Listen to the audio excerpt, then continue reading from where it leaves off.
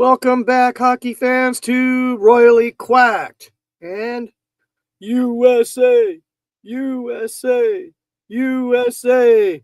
USA, USA. Yeah. So, I'm just curious, how many people were for that game last week? we're at the game? No, I said was up watching the game. Oh, I don't know. I think it was quite a few. I know of quite a few people. And then, you know, we have church, and Mom and I run a ministry at the church, each of us different ones, and we have to be there like at 7:15. So I was watching it on my phone because first service I didn't really have to do much, and then it started at 7:40. Yeah, 7:40 for first service, and I think the game was over by then. Mm-hmm.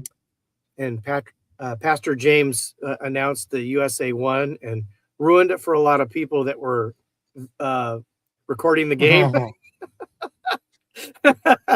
He did it at every service, and cheered on USA. Yeah, because I texted you at 7:54 that they won.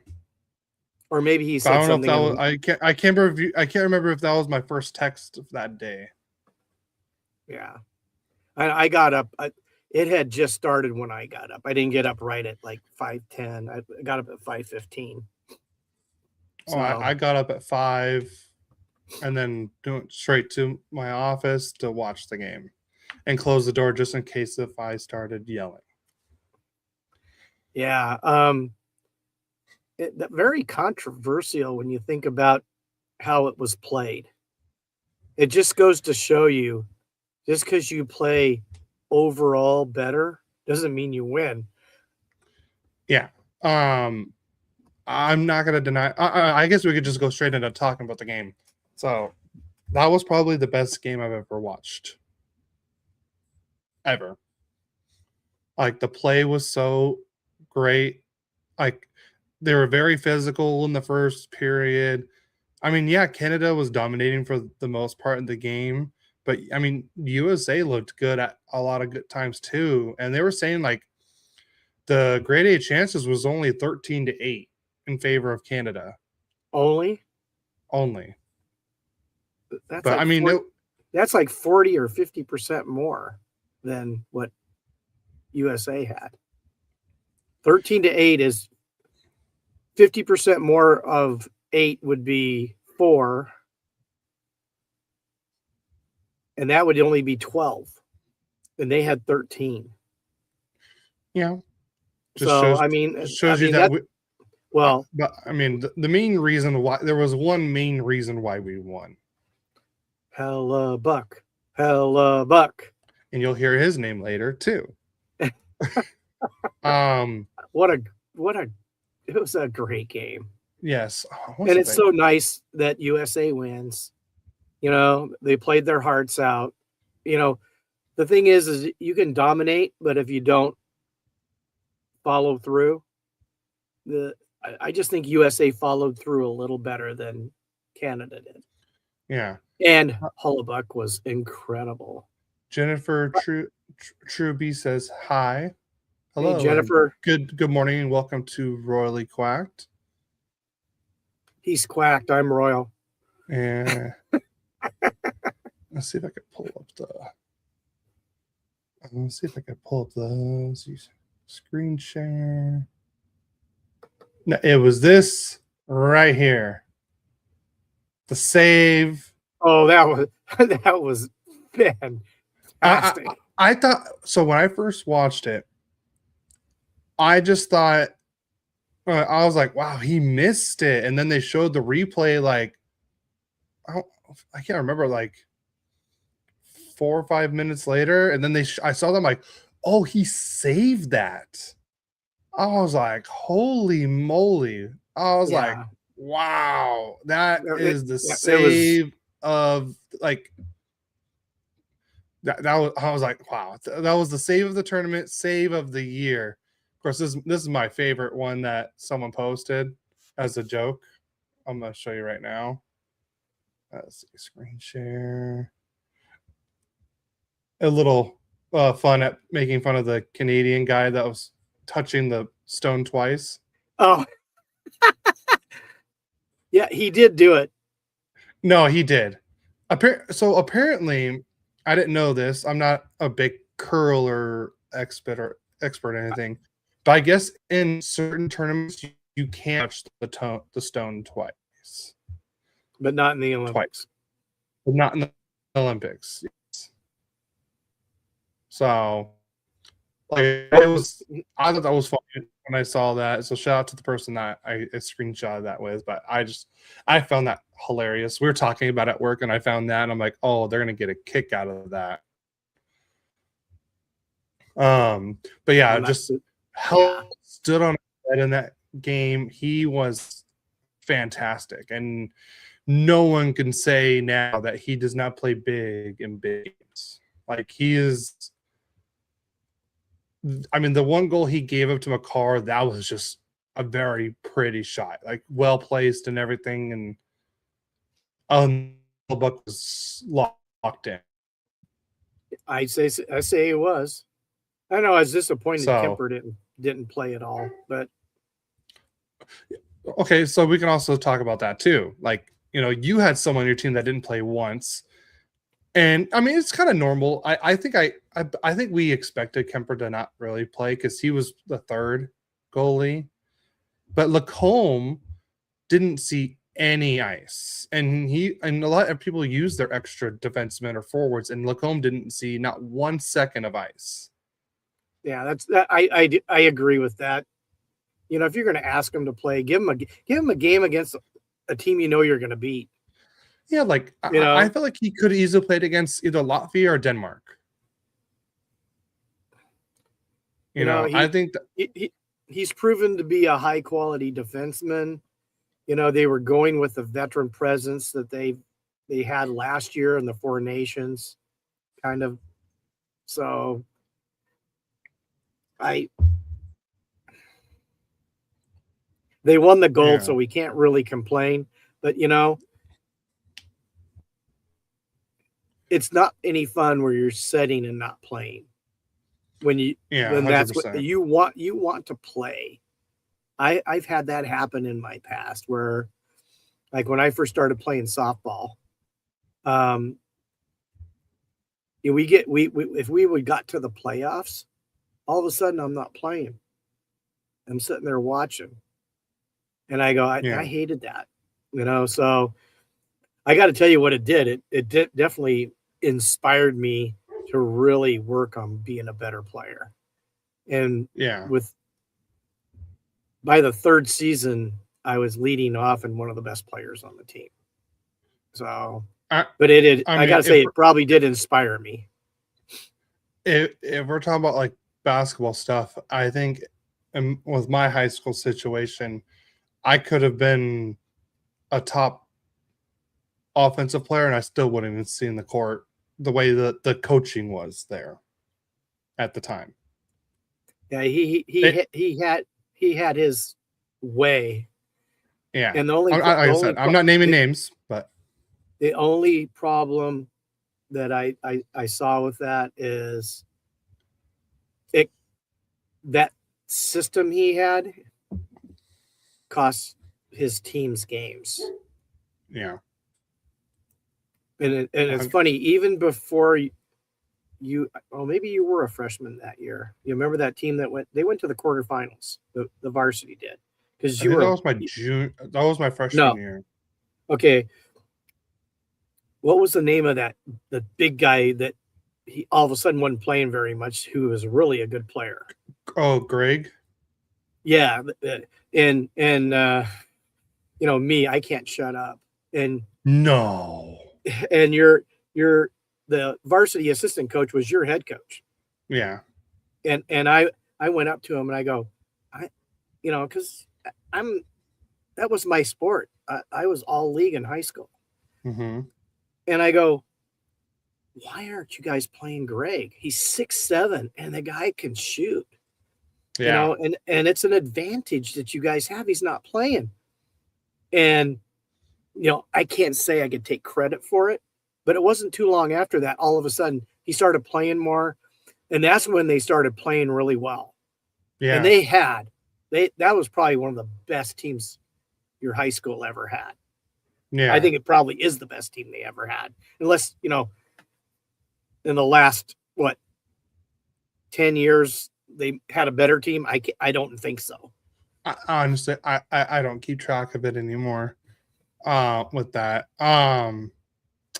But I just want to say the scoring for the gold Olympic game. So in the first period, at the 6 minute mark, Matt Boldy scores. Oh, that was a beautiful play. He Yeah. flips the puck in the air, taps it down, gets and goes in between two defenders. And you know who the two defenders were? McCarr and Taves. So he goes right in between them, gets the puck, and gets a nice little breakaway and just slides it short side on Bennington, and that's how USA goes up 1-0. So And what year in the draft was he? What year was that? I want to say that he was the same draft as Zegras and Turcotte? Hughes.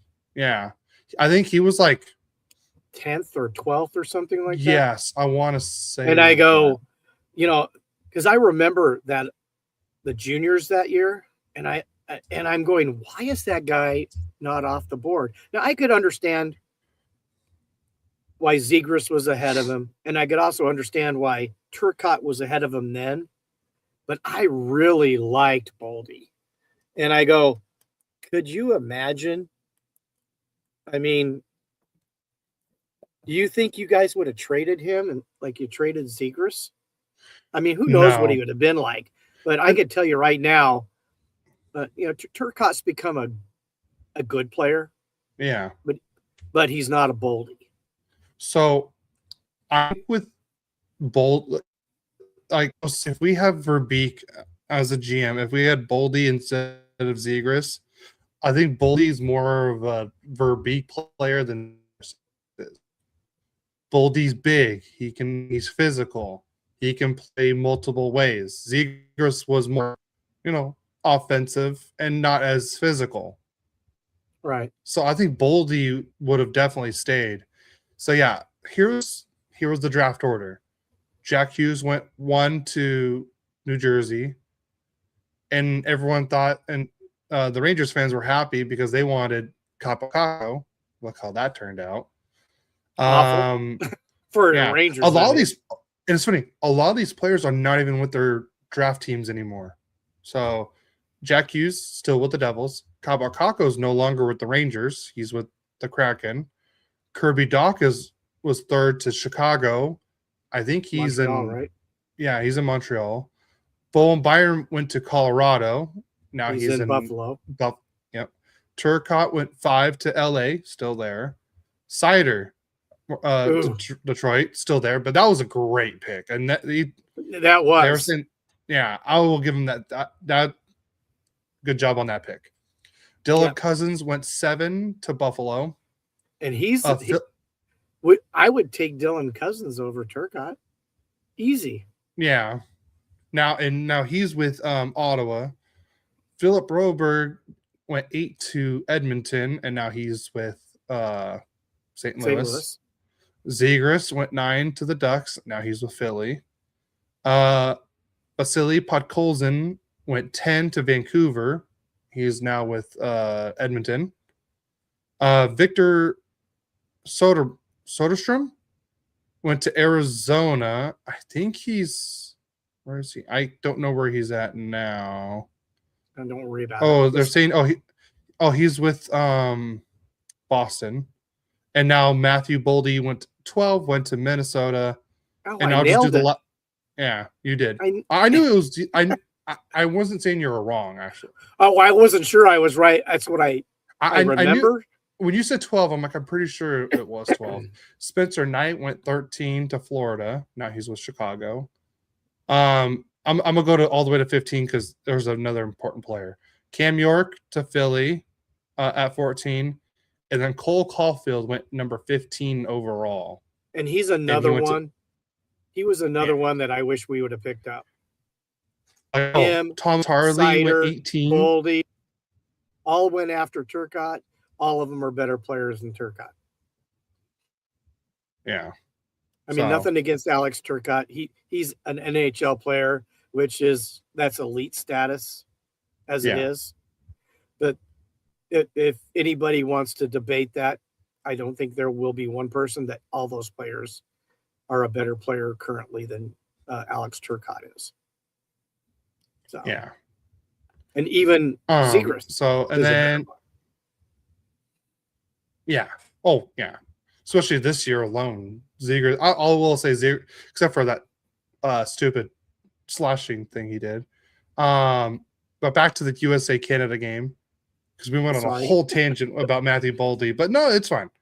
That's why we're here. Cale Makar at the 38-16 mark in the second period ties it up with a goal. Devon Taves with the lone assist. So now we're tied 1-1. We start the third period, and Sam Bennett took a horrible high sticking penalty and just whacked Jack Hughes in the face. And that's why you saw the missing teeth. He chipped a tooth. And then it's funny because then in the middle of that 4-minute power play that they had, because it was a 4-minute minor, Jack ended up high sticking someone. And then we end the regulation, and then we go into overtime. And at 61-41, 3-on-3 overtime. And it's funny because my desk right here is a standing desk, so I can move it up and down. When overtime started, I had this thing. I moved my chair off to the side. I'm like, I cannot sit for this. I have to stand, which I do like about this desk is I can stand if I need to stand. I have that same kind of desk at work. So it really helped because I was like, okay, I need to stretch my legs. I was just glued to the TV watching this game. Like I had people I was getting notifications on my phone. And if someone texted me, I don't know who it was, but I was just, I kid you not, I was like this, just at the game. And I swear at the end of the game, I was like this, I kept doing this on certain plays and I'm like, oh my God, I'm gonna look like my dad at the end of this game and everything. I was glued. I could not take my eyes off the screen. So I love that. Thank you for the slap in the face, son. Oh, you embrace it. Shut up. God made perfect heads and they put hair on the rest. Yeah, don't say it. Yeah, exactly. So I speak the truth. What can I say? Anyways, so we go into overtime, and Jack Hughes makes he made a great defensive play on Connor McDavid of all people, and then chips the puck up. Zach Werenski is fighting for the puck with Nate McKinnon, and who comes streaking on the other side all alone is Jack Hughes. Werenski slides it over, and Jack Hughes goes 5-hole on Binner, and that is the golden goal. Yeah, USA, USA. I cried watching it. It was so I was so happy. I was I was a little tearful, and then what really made the tears really flow is when they brought Johnny Gaudreau's kids on the ice and everything. I was like, oh crap! I just tears. Yeah, it was such a great game. If you guys can go back and watch it, go back and watch it. I highly recommend it. It was that's going to be in the record books for a long time, bud. No, it's only the third time we've won out of all these years on the anniversary of the Miracle on Ice. Yes, it was destiny, bud. I'm gonna tell you that destiny, and on George Washington's birthday. And your mom came up and she goes, "If they don't give Hellebuck the MVP, oh no, they're wrong." And I'm sitting there going, "Well, Jack Hughes scores the winner. Is that would they do that?" I go, I totally agreed with your mom. No, 100%. And then a little later, I saw that they gave him because I stopped watching. We had things to do, so at Yeah. church and stuff. And I let her know that Hellebuck won it. That made her Well, happy. no, he didn't. He didn't win MVP. He won MVP of the game. There is no MVP of the game. They don't. Oh, he was probably the first star of the game. No, they called him the MVP of the game. Oh, I didn't hear about that. But it was even on the ESPN app. Hellebuck won the MVP of the game. Okay, of the game. So here's the 2026 player awards for the Olympics. MVP of the tournament was Connor McDavid. Well, and given. Yeah. He was incredible. Best forward, Connor McDavid. Best defenseman, Quinn Hughes. And best goalie was Damian Clara. No, I'm just kidding. It was Connor Hellebuck. Good joke, kid. Yeah. And then the 2026 he does have a sense of humor. Yeah. In 2026, the All-Star team. So here's the first team. Macklin Celebrini, Connor McDavid, and Uri Slafkovsky is the forwards. Quinn Hughes, Cale Makar are the defensemen, and then Connor Hellebuck was the goalie. That's the team of the tournament. Wow. I can't disagree with that. Yeah. And then so we mentioned, Doughty and Kemper got silver, and then Lacombe got gold, but there's two other Kings that got medals that we should also praise. Goaltending coach Mike Buckley for the Kings got gold with Team USA. I mean, it's pretty easy to win a gold if you got Hellebuck in goal like that. Well, let's think about that. What kind of year is Hellebuck really having? I don't think it's really him. Well, but he's not having that Vezina. Yeah. What, the last 2 years he was a Vezina Trophy winner. He came in having to prove something. Yeah. And sometimes when you're on the spot like that, you play mind games and you fail. And I got to tell you, he was fantastic. Fantastic. All tournament. So yeah, kudos to him. I know what you're going to say next. Yeah, and then Darren Granger, he is the head equipment manager for Team Canada. He also won a silver medal. So I just wanted to, congratulate them because I know the coaches don't get medals, but you're still part of a medaling team. It was Sullivan, right? What's that? Sullivan was the coach, right? For USA, yes. Yeah. Yeah. So USA sweeps gold, and that was the first time Team USA has won both men's and women's gold medals. Wow. In the Olympics. And the women were they were dominant until the gold medal game. No, they were still dominant in the gold medal game. It was just Canada. You knew Canada was going to play better than they did in the pool play game. Yeah, but the women's they dominated. They were missing a key player, and that key player makes a huge difference in how the women's Canada team played. Yeah, but they gave USA everything they could handle, and it was getting close to maybe a 1-0 shutout win until the captain made that tip. So, and I know we talked about that last week. So, and then one last thing before we head into Ducks and Kings stuff is this great picture right here of Connor Hellebuck having the Secretary of Defense sign, and then I'm gonna spoil one of the notes, but let's see, where is it? Right here. Donald Trump announced that Connor Hellebuck will be presented with the Presidential Medal of Freedom, which is, I think, the first time a hockey player or even an athlete has ever got that award. Mom's saying, don't forget who got a bronze medal. No, I know. I was gonna get there. Yeah. So Mikael Granlund did captain Team Finland to a dominating bronze medal game. I believe they won 5-1. So congratulations to Mikkel Granlund on that. I know he was very proud, very happy to be able to captain Team Finland to a medal. Which, and like I said, and a lot of people counted them out. There was somebody else on Team Finland. I don't know. I'm just kidding. Joel Armia won gold medal as well. And he played well. He did play very well. He is surprisingly way better. He's one of the bright spots for the Kings this year.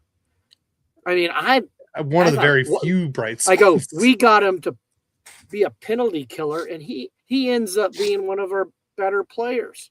Which is kind of, I hate to say it, like, good on Armia, but kind of sad on the other end. Well, yeah. Well, don't depress me now, but well, I mean, that's don't blame me. It's blame your team. Well, you remember when the Ducks signed Granlund? I go, that was a great pickup. I was happy about it. I've always liked him. I did not like him in Nashville. That's all I'm going to say, just because he was on Nashville. But we'll go into Ducks news right now. Because you have so much. Yeah, I know. Because there's still not much to go off of.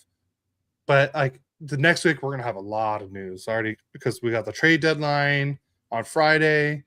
But head coach Joe Quenneville became just the second coach in NHL history to reach 1,000 wins, joining Scotty Bowman. So, what a great accomplishment! Scotty Bowman's probably the greatest coach ever. Yeah, well, I mean, he still has 243 wins, more than Quenneville. Yeah, but he also has a lot of cups. Yes. How many cups does he have? I'm not sure. Montreal. He got cups in Montreal. Got cups in Detroit when Detroit was just so dominant. I don't really know. I mean, something you could look up. I'm looking it up right. So while you're looking that up, wow. I'll just go to. All right. You want to do it? Go ahead. Yeah, guess. 8. Close. I will give you. I will give it to you. 9 Stanley Cups. 5 with the Canadiens, 73, 76, 77, 78, and 79. 1 with the Penguins in 92. And then 3 with the Red Wings, 97, 98, and 2002. Greatest. He also won 5 times as a member of an organization's front staff, too. Yeah, he won it, consultant with the 2008 Red Wings, senior advisor of hockey operations with the Blackhawks for their 3 wins. Oh my gosh!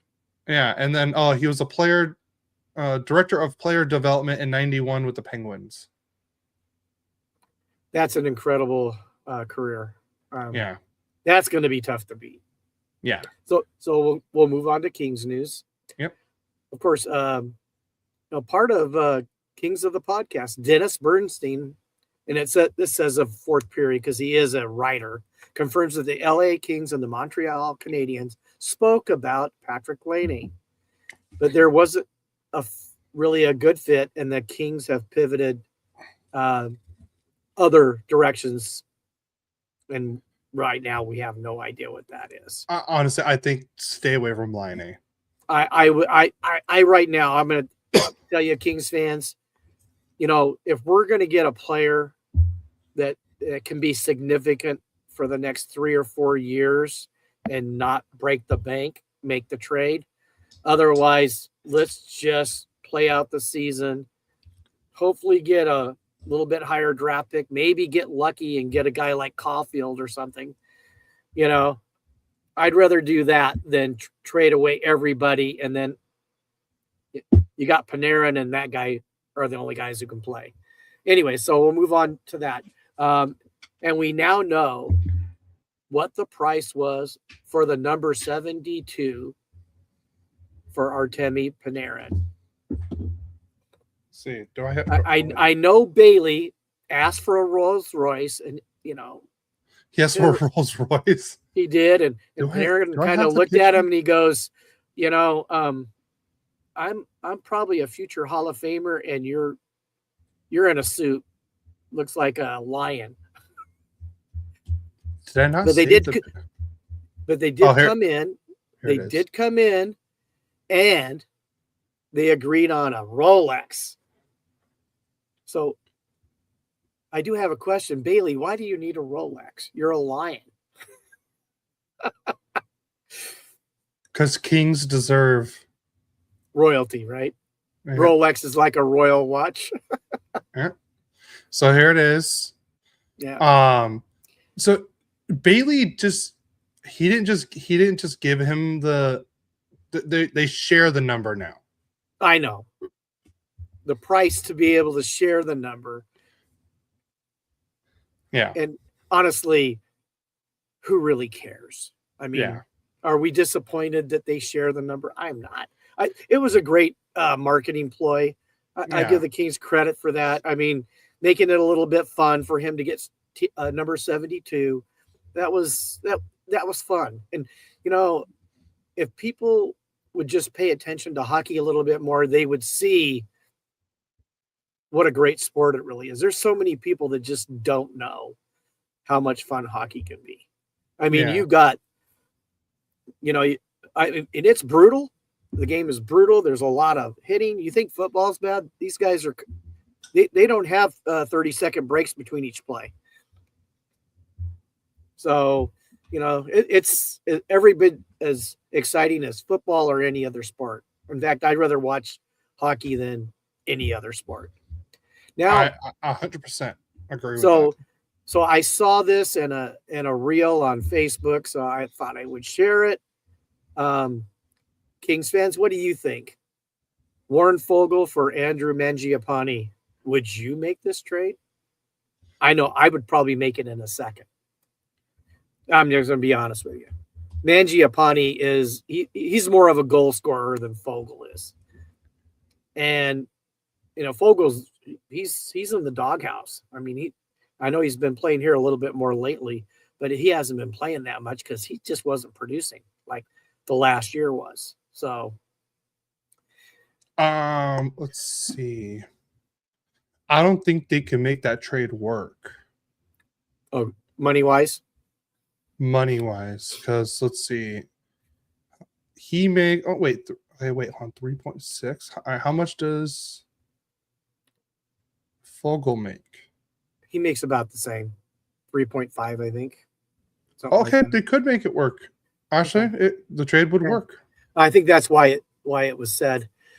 Here's Okay. my question to all you Kings fans. How much longer is Hiller going to be the coach? I don't know. I heard fire Hiller chants. Oh well, no, it's huge. Ladies, have you ever gone to the baby shower and you get to predict when the baby's born? This is sort of like that, only in hockey terms. And it's not it now. Some not good news. Forward Joel Armia did not return to the game due to an upper body injury, and also Drew Doughty. I'm not sure if those were the same two games or It was the same game. And Drew Doughty, he won't return for a lower body injury. So not only are we're playing like we're a rented mule, now we've got two of our better players not playing. Yeah. And it's getting to the point, where are we going and how are we going to get there? Somebody needs to make a decision. And yeah, it took the Ducks a little while to figure out we just need to totally rebuild. And the only problem with that, you're pretty crappy for a few years. But if you do it right, and I got to tell you, I think the Ducks did it really right. Look at all the young talent that they have. I mean, have they really missed badly on their picks? I don't think badly. Maybe there might have been a player might have done a little better for them, but I haven't searched it out because almost every one of them is playing pretty good. Yeah. And I got to say, oh my God, wow. That kid is incredible. Who? Oh my God. Who's oh my God? Oh, think Oh, about it. got it. Okay. Yeah. Seneca. Oh my. I'm saying, oh my. I mean, I saw him poke check last night. You know, Mm-hmm. I got home. Nobody was home. I put the game on, and I got it. Before I finish that, I'm going to come. Victory Plus. It doesn't work on our TVs very well. It works on my phone, but I mean, it constantly stopping and then coming back. It was irritating, but he made a You, poke check on somebody last night, and it you was weren't the like, only one. well, I know it's not working. That's Yeah. not working. That's frustrating. Now, it did work on my phone. I watched the last like 5 minutes in the third period, all the exciting part on my phone because it was. I love hockey, but that was driving me crazy that it kept pausing and then coming back. I ended up when I put it on my phone, I was a minute and a half behind Yeah. on No, my TV. I had the same exact issue last night. I watch on my computer like 95% of the time. It was great until and then right when overtime started, I just got the loading screen. I'm like, wait, what? Wait, what? And it was just as overtime was starting. So I'm like, crap. And so I freaking went on my phone, started up so I could start watching it. I restarted my computer and tried to get it going. And sure enough, and just as I loaded everything on is when the goal happened. I don't want to spoil my recap on the game. Okay, we'll move past that. Yeah. So, So not everybody's frustrated with Victory Plus then. yes. I haven't watched it that much lately because the Ducks have been on 13 a lot. And sometimes at work when I'm there alone, I won't have the sound on, but I'll have the game when I'll look at it every once in a while I'm doing work, and Yeah. I'll watch the game but not listen to it because I don't want to be totally distracted. I want to get my work done. Mm-hmm. So, but I do what all you Duck fans, please don't hate me. I like to watch the Ducks play. I mean, if you're playing us, I want you to lose, of course. Hey, Kevin, how are you? Hey, Kevin. Unless you're a Kings fan. Okay, I love that, Kevin. I mean, how many? I mean, if I only could see all your hands up, Kings fans, how many of you were just disgusted at the game the other night? Oh my God, I actually, when it got 5-1, I turned it off. I turned it off. Okay, well, let's finish news and then we'll talk. We'll go into recaps. Okay, you start or I? I'll start. Paul Coffey is returning to the Oilers coaching staff on the bench. I think this was just like a vibes move. He works really well with the defensemen guys, so I think that's what it is. Obviously we saw what Quinville's done with the Ducks, having the right coach, right? Mm-hmm. Well, Coffey, Edmonton was very successful with Coffey on the coaching staff. Yeah. I wonder if he got a Rolex. Okay, David Pagnotta is reporting that Andrew Mangiapane is expected to be traded by the deadline and that the Oilers remain in talks with several teams regarding him. Go Kings, go. Yeah. Also, he was a pest when they were playing against the Ducks. Well, it was just a few years ago. He was scoring 35 goals. Yeah. If I remember correctly, 30 to 35 goals. How many guys actually do that? None on the Kings. Yeah, that's true. Do you guys have a 30-goal guy yet? Not yet. The last one we had was Vetrano a couple years ago. Yeah, he had 37, right? Yeah. Yeah. Next bit of news is according to Ian Kennedy, a PWHL expansion announcement could be coming by the end of April. I'm kind of hoping we get like a Southern California team. Yeah, that would be. The girls' play is incredible. I mean, Yes, Team USA was just wow. dominant. Like, they were just Yeah, unlike any other team. It was crazy. yeah, probably one of the best teams we've. I bet you it was the best team we have ever had. Yeah, Miko Ratinen has been placed on the IR retroactive to February 20th. That's a huge hit for the Stars. Huge hit. yeah. Seattle Kraken have extended Ryan Winterton to a 2-year, $1.125 million AAV contract extension, and also Ben Myers to a 2-year, $1 million AAV contract extension. And here's the news that thank you, Cody, for already spoiling. Donald Trump announced that Connor Hellebuyck will be presented with the Presidential Medal of Freedom. I got to say it anyways, Yeah. even though you took it away. Even though you took it away from me. Yep. Penguins captain Sidney Crosby is expected to miss a minimum of 4 weeks with the lower body injury.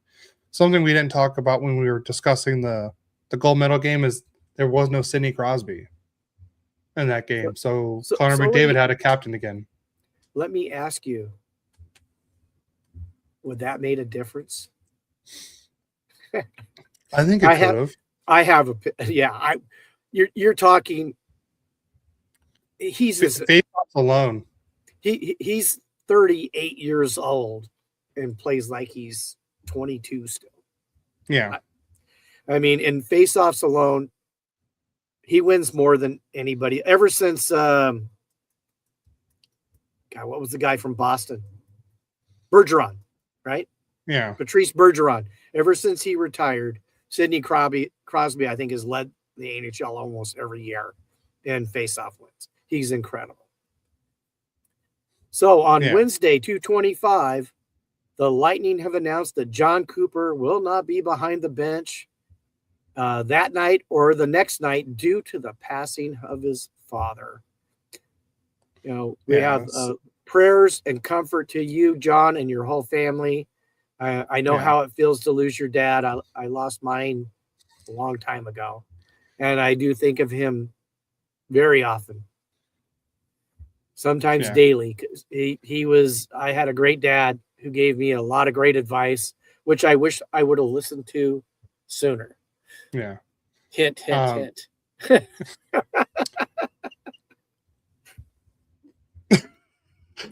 Kevin says in the chat, I'm not normally a political guy, but Jack Hughes for president. No, I'm sorry. I'm going Connor Hellebuyck for president. We'll always be protected. I get it. Good, Cody. Not Thank bad. You. Yeah. The Rangers have claimed forward Ty Cartier off waivers from the Kraken. So good. I'm glad he's out of the conference, out of our division. I did not like that him. Good riddance. Go look in New York. Yes, and the Penguins have traded defenseman Brett Kulak to the Avalanche for defenseman Samuel Girard and a 2028 second-round pick. That was a great trade, honestly, for both teams. Yeah.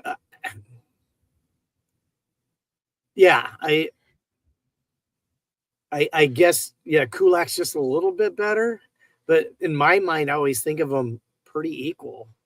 Yeah. I mean, maybe I'm wrong with stats and everything, but just when we played them, you hear their names and, they're always making plays. Yeah. So and Brett Kulak was part of the Tristan Jarry trade to go from Pittsburgh to Edmonton. He went from Edmonton to Pittsburgh. He was kind of like to help the salary kind of work. And then now him going to Colorado for Girard, now the cap hit really helps the Avalanche because Girard was making $5 million a year. Kulak's only making $2.75 million. So they gained. So really, the second round pick was for the money. I would say it was like, hey, like help us Hey, take this cap hit off, kind of you know, thing. yeah, we'll take the cap hit off, and we'll give you a second round pick to do it. Plus, I think Colorado needed a more physical kind of defenseman, and Gerard wasn't physical. So, yeah, I think he's on his last year. Yeah, he's Brett Kulik's on his last year, and Gerard still has another year on a contract. So he's this year and next year. Okay. So, and then where's get back to the notes. We're going to game recaps now. Game recaps. I'll let you go first, so you can get your games done and over with. So I'm doing them all. No, we'll switch off. Just you start. Oh, okay. I can do that.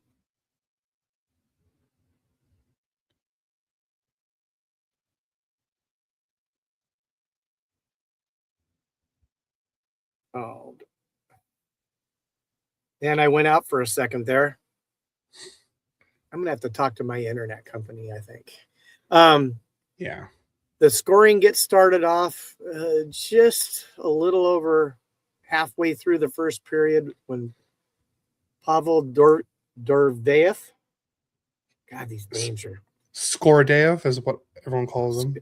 Oh, yeah, it's 27th goal from Lazinski, his third, and Smith his eighth on a wrist shot, and it's 1-0 Golden Knights.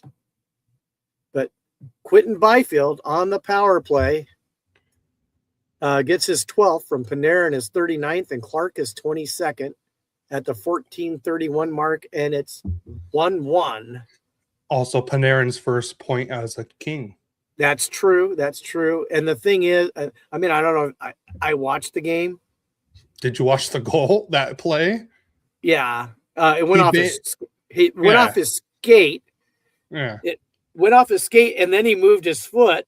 Yeah, it was weird. But he really didn't direct it. No, he didn't. And I think the video team for the Golden Knights go, oh, we don't want to go on a PK because it wasn't a kick. It wasn't a kicking.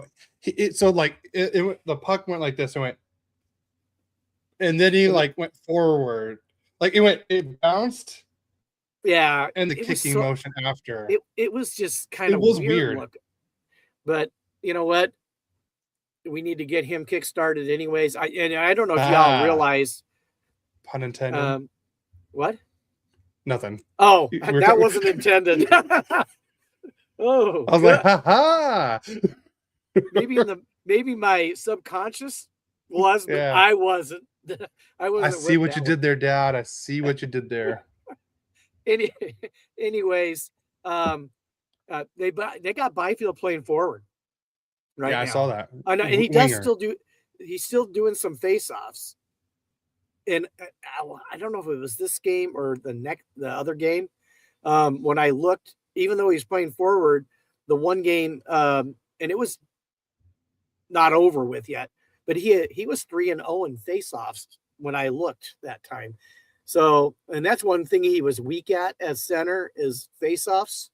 So, we're going to see where that goes. Then we go to the second period, and who scores but Adrian Kempe gets his 21st, like that number. I'm sorry, did you see that? That was such a pretty play. It was a very pretty play. Very pretty play. Just Panarin to Kopi to Kempe. I was like, wow, that was pretty. Yeah. And Kopi got his 17th assist. Panarin his 40th, his second as a King. And after two periods, the Kings are up 2-1. And then we go to the third period, and the rented mule came out.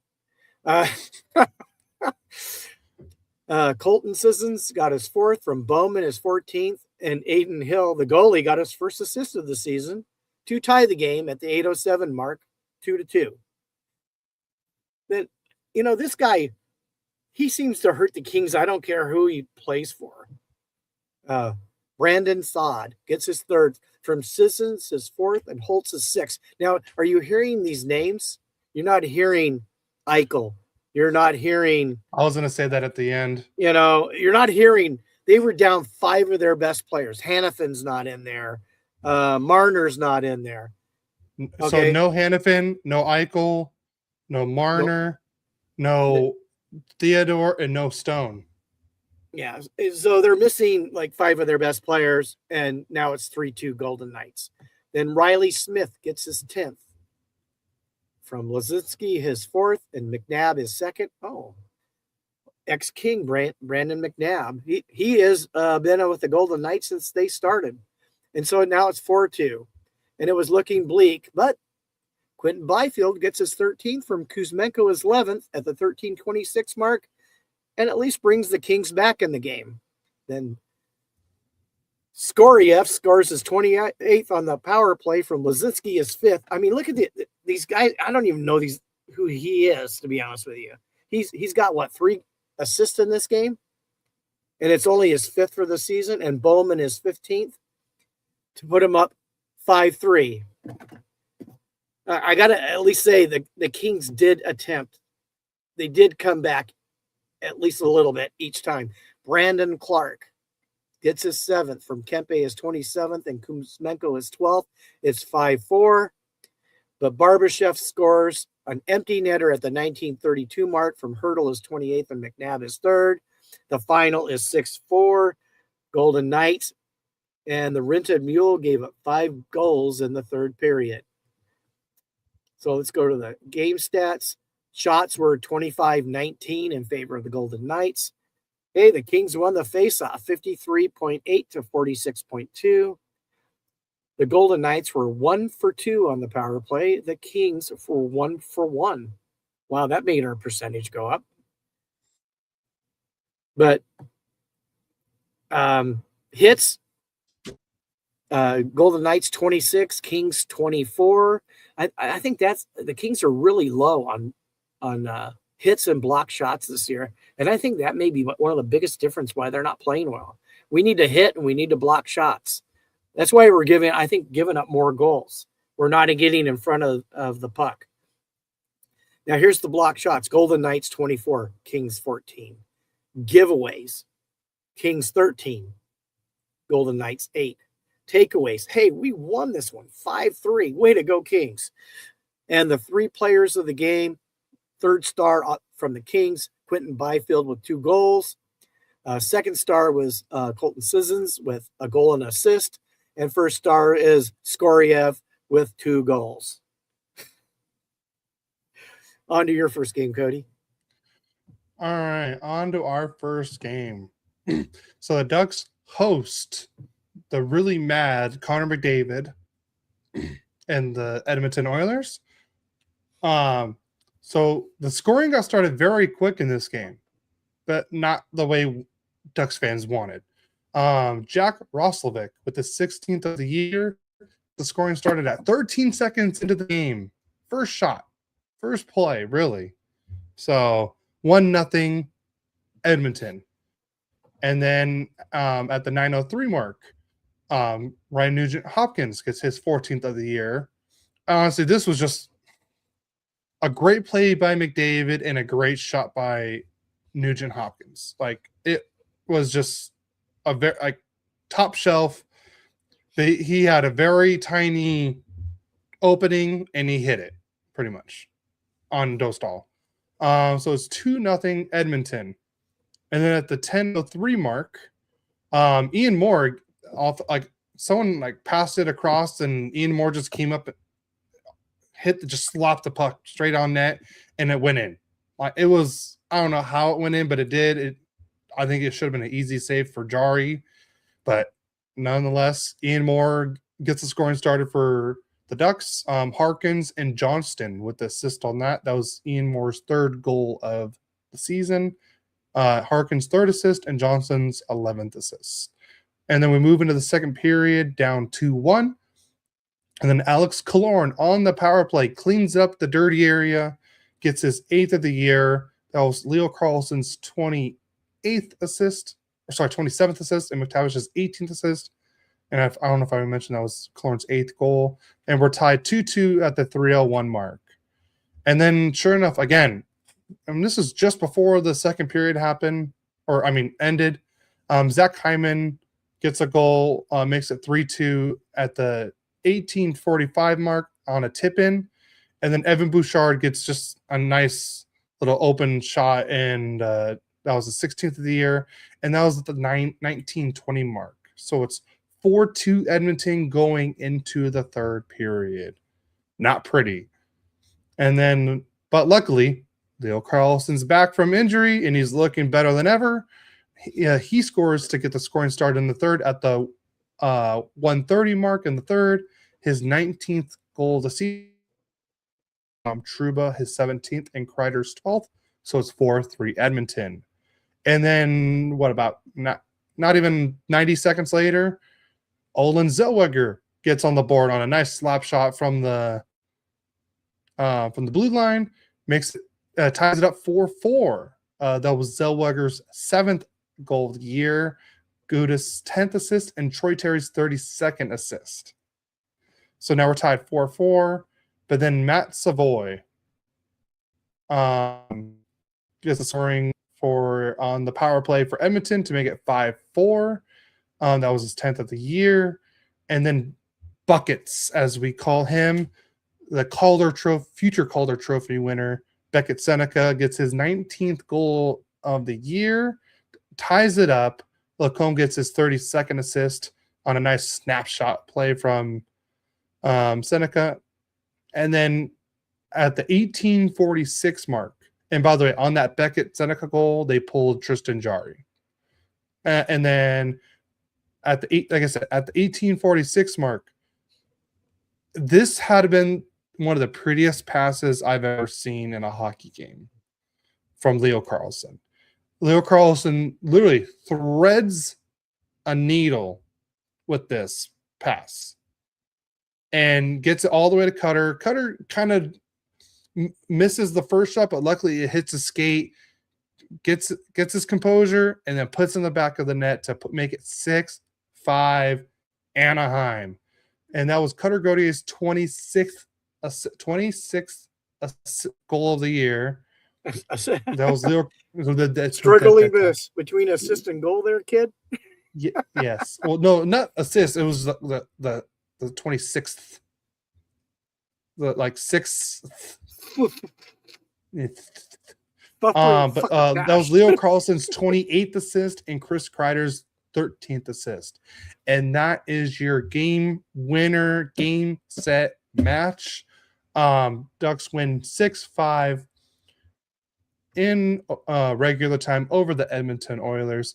And that was the Ducks' 8th multi-goal comeback of the season. And that was tied for second best in franchise history. Wow. 3 stars of the game. You have Alex Killorn as the third star with the 1 goal. Connor McDavid was the number 2 star with 2 assists, which I think Matt Savoy should have been the number 2 star because he had 3 points. And then the number 1 star, of course, is Uncle Leo Carlson. 1 goal, 2 assists for 3 points. The stats, the Ducks did outshoot Edmonton 29-27. Face-off percentage 58-42. Edmonton was 1 for 2 on the power play. Ducks were 1 for 5. We did out-hit them 23-21. We had more block shots, 15-11, but also more giveaways, 24-15, and 8 takeaways to 5 for Anaheim. And the Ducks win this season. Actually, no, sorry, we did not. We're tied for the season series right now at 1 apiece. Our next game is on March 28th. And that's going to be a very early game, Pacific time. That's at 12:30.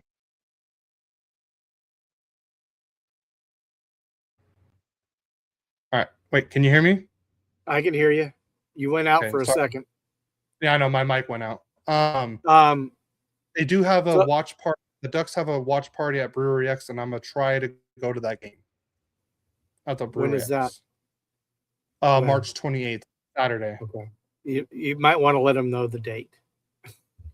I did. I said it earlier. Oh, I didn't hear cut out before. Maybe March 28th is when they play again. Okay. Yeah. So the Penguins won that goalie trade, don't you think? Yeah. Okay. All right. So thanks for making Edmonton mad. Anytime. The rented mule came out and brought 10 of his buddies for this next game. So, Kings, Edmonton, first period, scoring at 7:25. Ty Emberson gets a second from Roslovic, his 10th, and Savoy his 12th. 1-0 Edmonton. Then at the 8:19 mark, but how do you say that? Pakolson?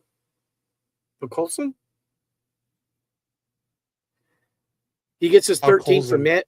What? Say that again. Podkolzin. Podkolzin. Adam's in the chat now. He said, "Crap, totally spaced out. Missed the first hour." Man, I would say 95% of the time we start at 10 a.m. and you know that. And I said, but love that LA Edmonton game. You're very sick, Adam. Okay, so now it's 2-0 Edmonton, and then Warren Fogle gets a 7th from Edmondson, his 15th at the 12:15 mark. It's 2-1.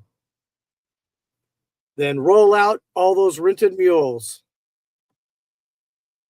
We're going to go to the second period. Mangiapane gets a 7th from Hyman, his 15th, and Ekholm his 24th. 3-1 Edmonton.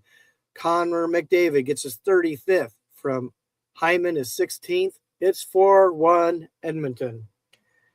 Then Hyman on the power play gets his 24th from Draisaitl, his 52nd, and Bouchard, his 50th. Each of those guys, besides Panarin, who scored most of his points with another team, have more assists than any King has points.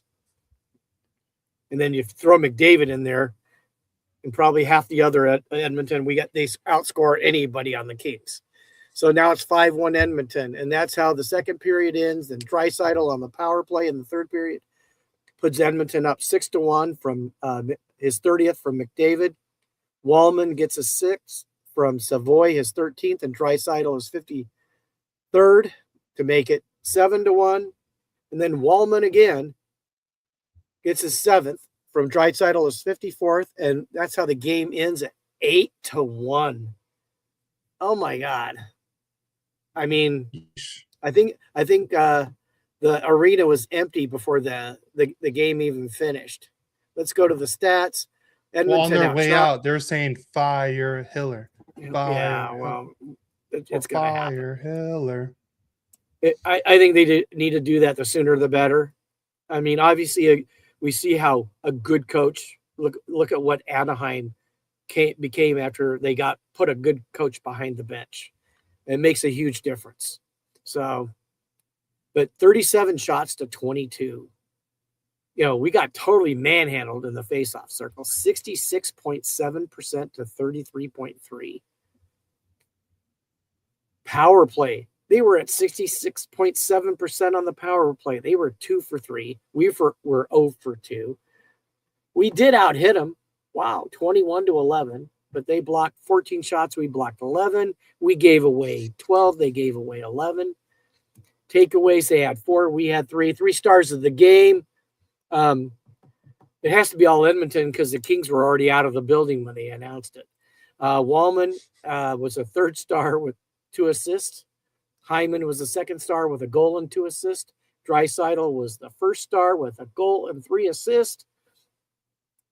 And bringing in Panarin, I mean, he looks good, but it really isn't helping us win.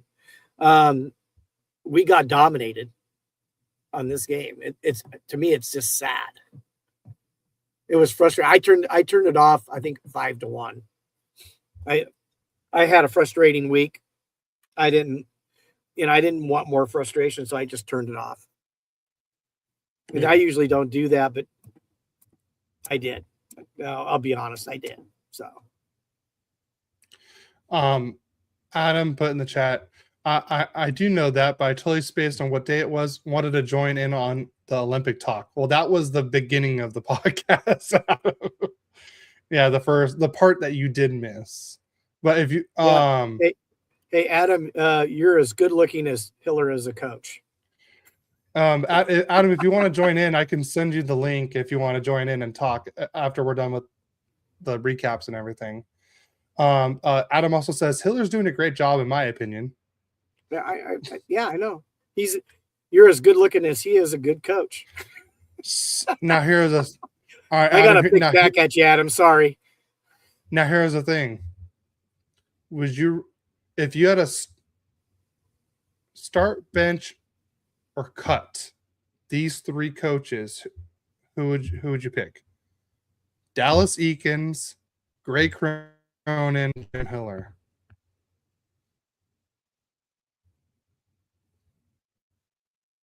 I don't think I'd want to start any of them. I'd want to cut all three of those. Yeah. I mean, to be honest with you, Hiller's been more successful than the other two. I'm as pretty as a garden gnome. Yeah, that pray for a plane crash. Thank you, Adam. That's just bad choices. I mean, but Hiller does have a better record than the other two coaches do. So you'd probably have to start him, and that depresses me. Adam, if you scan the QR code, you could join the stream if you want. You're more than welcome to always come on. All right, but we'll go into the Ducks Jets game. So again, not a good start for the Ducks. First shot of the game for the Jets goes right on net, right in back of the net. IXL Follow scores his 10th of the season at the 124 mark. And then, so it's 1-0 Winnipeg after the first period. So we go into the second period. It's like these former Kings just keep coming to haunt us. Velarde on the power play scores his 23rd of the year to make it 2-0 Winnipeg. Luckily, Jacob Trouba helped us out and got the scoring start for us, his 10th of the year, to make it 2-1 Winnipeg. That was his 10th goal of the year. Tim Washy's second assist, and that was at the 19-19 mark. So literally just before the second period. And then third period, Elias Salomonson. God, you try saying that name, Dad. I want to hear you try to say that name. This is the goal that really pissed a lot of us Ducks fans off. And I know I probably complain about it too much, but last night it was too obvious on how bad the refs were. And the refs missed an obvious tripping penalty on because McTavish got tripped. Like, stick between the legs, he fell, puck was going into the Jets immediately, and then they scored like 20 seconds after, if that, maybe sooner. So a lot of Ducks fans were not happy about that goal right there. So that made it 3-1 Winnipeg. And that was also Solomonson's first career goal. Solomonson. Okay, I got it now. You asked me to say it. I did. After I probably said it right. All right, anyways. But Uncle Leo helps us out again. His 20th of the season on the power play. Lacombe's 33rd assist and Seneca's 27th assist to make it 3-2 Winnipeg. And that was at the 6:32 mark. And then Pavel Minchikov gets scoring his 7th of the season. That was Beckett Seneca's 28th assist and Drew Hellison's 10th assist. And now we're tied 3-3. And then what I think is the play of the game. I would say, play of the game. Ryan Poehling goes 1-on-4. He's a solo man. Takes on 4 Jets players, gets behind one, then it goes like 1-on-3, and just snaps it right across Hellebuck, far side, and takes the lead. Let's see. Hold on. I'm gonna send Adam he's gonna join us. Give me a second, Adam. Hold on. Let me get to my Gmail. And then let's see. Do I already have it now? Let's see. Pod. All right, give me a second. Hold on. Sorry, everyone. I'm trying to add Captain of Chaos. Sent. All right. Back to our scheduled programming. Pavel Minchikov, Ryan Poehling gets his 6th goal of the year. Like I said, just a pretty play that he had. Koloran gets his 12th assist and Minty's 10th assist. So now Anaheim's up 4-3, and that was at the 16:50 mark. And then the Jets pull their goalie, and then somehow Kyle Connor gets wide open net, and he puts it in. So now we're tied 4-4, and that was at the 8 mark. And then we go into overtime. Or I would say is the second best play of the game, where Beckett Seneca just walks the defender who lays out to prevent the pass going across on his stomach, and just lays out. And Beckett Seneca just drags the puck back, goes around, and kind of gets Hellebuck to kind of come out a little bit. And then that's when Hellebuck slides it right over to Kreider, and Kreider has a wide open net. That's your overtime winner. This time Seneca didn't look off Kreider this time. He actually passed it to Kreider. So the win in overtime, and that was Kreider's 20th goal of the year. So that's a 3rd player to now get 20 goals this season. And now Beckett Seneca's 29th assist. And now that is a franchise tying comeback win from multi-goals again. So that was 9 multi-goal comebacks for the Ducks this year. Wow. I'm just waiting for Adam to hit the thing. We'll go into the stats.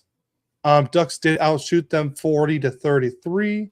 We did lose on the faceoffs, but they were a lot closer this time. It was 53-47. Ducks were 1 for 2 on the power play, while Winnipeg was 1 for 4. Ducks should have had a lot more power plays in this one.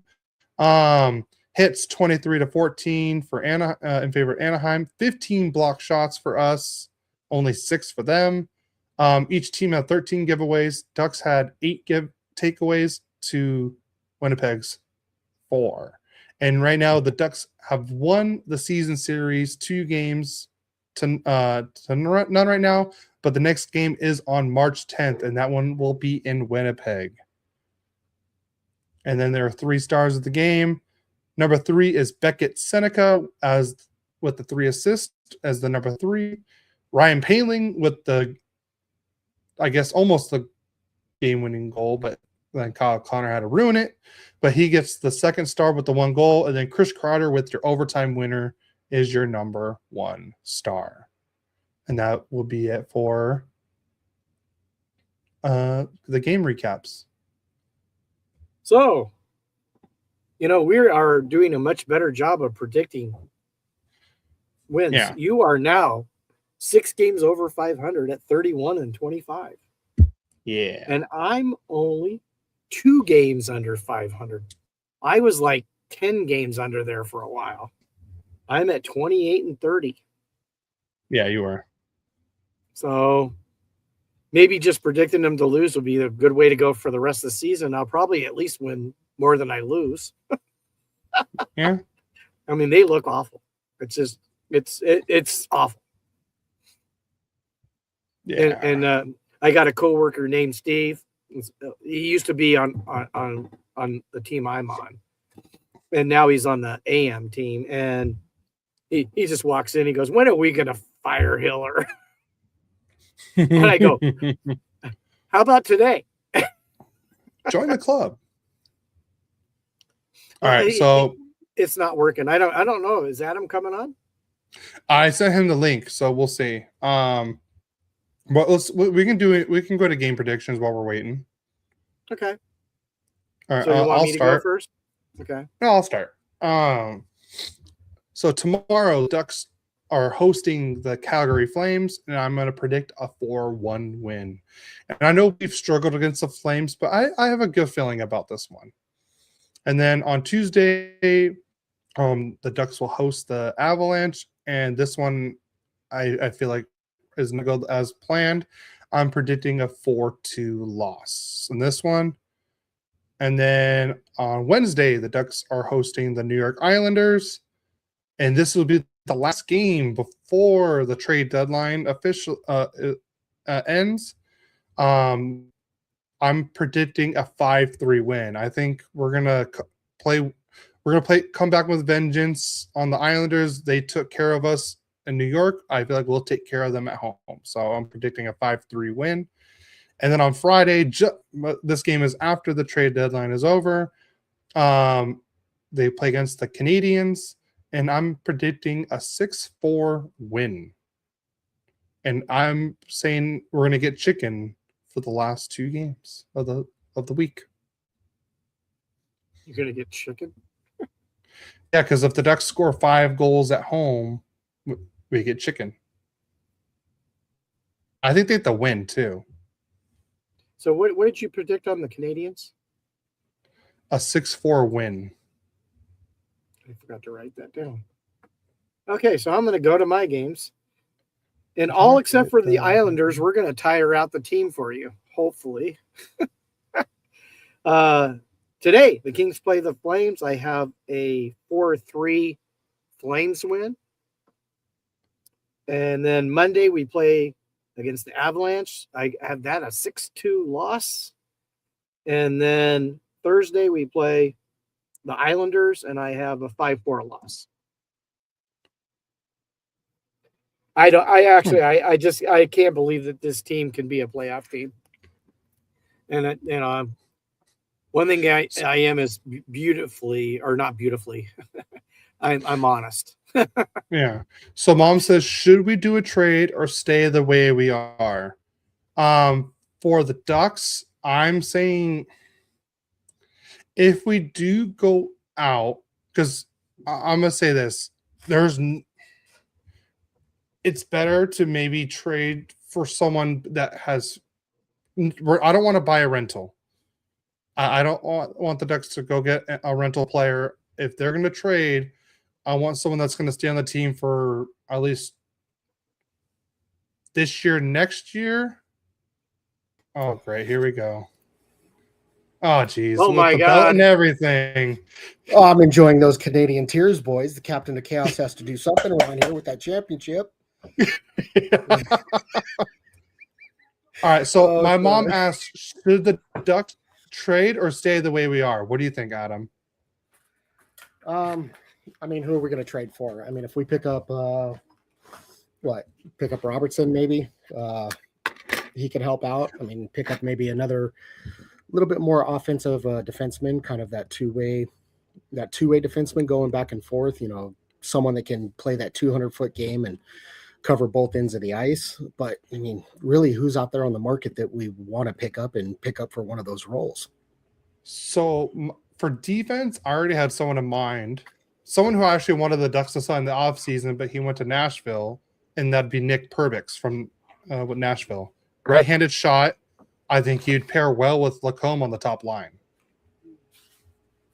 Yeah. So you're not making a really Robertson's a huge move.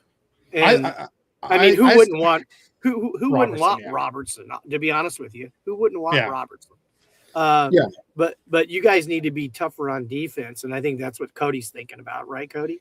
Yeah, but I mean, I wouldn't mind someone on the forwards too, for just to add extra depth. I mean, we have the cap space. I just don't want rentals. That's the one thing I'm worried about. I don't want us trading our first round pick for a rental. If we're going to trade our first round pick, let's get someone that's going to be on the team for 2 to 3 years after this.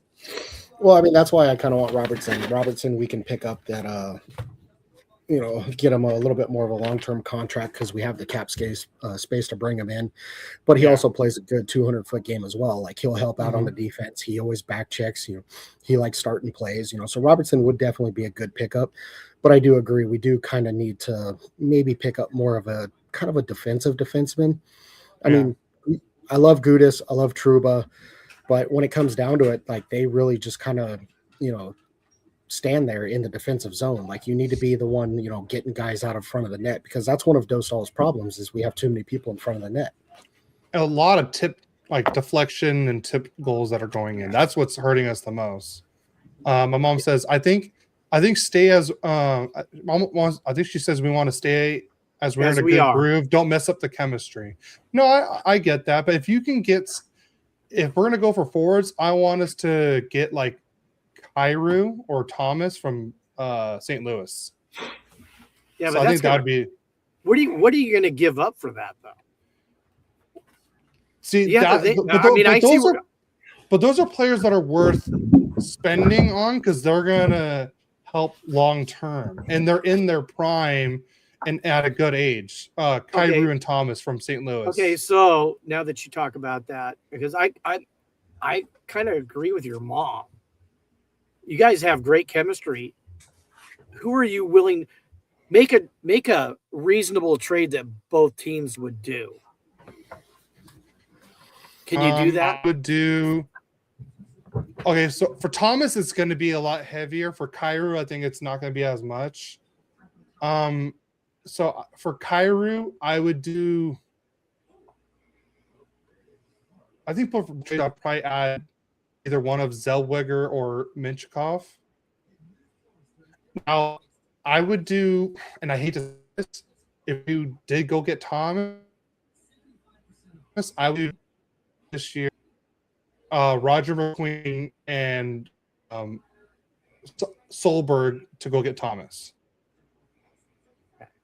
I'm going to take to go get Thomas. Kyrie's going to be a little bit cheaper. Probably like Solberg and a first-round pick or something like that just to get him. But Thomas is going to be harder to get. Go for it. Okay, Adam, let's hear your ideas. I'm obviously either one of those trades. If I'm St. Louis, I want just a little bit more. Mine's a little bit more off the wall. Well, we know that already, Adam. Well, he actually showed what he's capable of in the Olympics. And I'm just going to go ahead and start off with what I would give up for him. And I'm kind of thinking a Owen Zellweger, maybe a Tristan Luneau, probably a second-round pick just because of, you got to throw in that little extra for him. But why don't they give up that and go after Werenski in Columbus? Because he's not that happy in Columbus with the way that team's playing. And what in the Olympics, he's a force to be reckoned with if you actually have a team around him. And I think the Ducks have that team that could make him prosper. Well, I'm going to be honest with that. That's not enough if I'm Columbus. No, you're talking about top three defensemen in the NHL. Well, that's why I said, starting off with a second-round pick. I mean, obviously. Okay, how about this? Zellweger and Luneau, nothing close to him, and a second-round pick. No, I wouldn't make that trade if I was Columbus. Now, I'm how just about being this? I'm honest. That's an honest How about thing. this? I mean, you're stealing that player. You guys both gave trades. You're stealing them.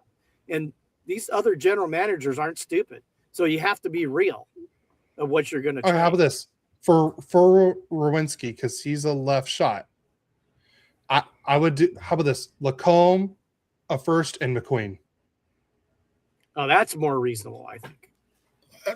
Because honestly, I would probably you're pretty much replacing Lacombe with Rowinski. Yeah, but I would probably give up Solberg instead of McQueen to start off with. At least my first offer would probably be Lacombe. Yeah. But I'm just saying, I think McQueen is a stronger prospect than Solberg. I mean, I think he has a higher value. Well, because originally I was thinking that I would give up like Zellweger, a second-round pick, and Damian Clara. But, I mean, you got Elvis there in Columbus, so, they don't need... No, actually, that's not a bad idea, because Clara, he's not going to be up in the NHL this year or next year. Your mom says no. Okay. I'm sorry. As much as I would love to see McQueen be a Duck for his whole career, but if you can get someone like Robert Thomas or Zach Werenski on your team, you make that trade in a heartbeat with McQueen. I'm sorry. Like Zach Werenski is a top 3 defenseman. Robert Thomas is a very good, like top 2 center. Like he's either number 1 or number 2, and that's someone you'd love to see as your number 2 center. If he's your number 2, then you're going places. But at the same time, I mean, I'm not going to give the farm to go after him. Like, I don't want to give up, Zellweger, or even if we gave up Mantukov, like, I don't want to give them everything to start off with.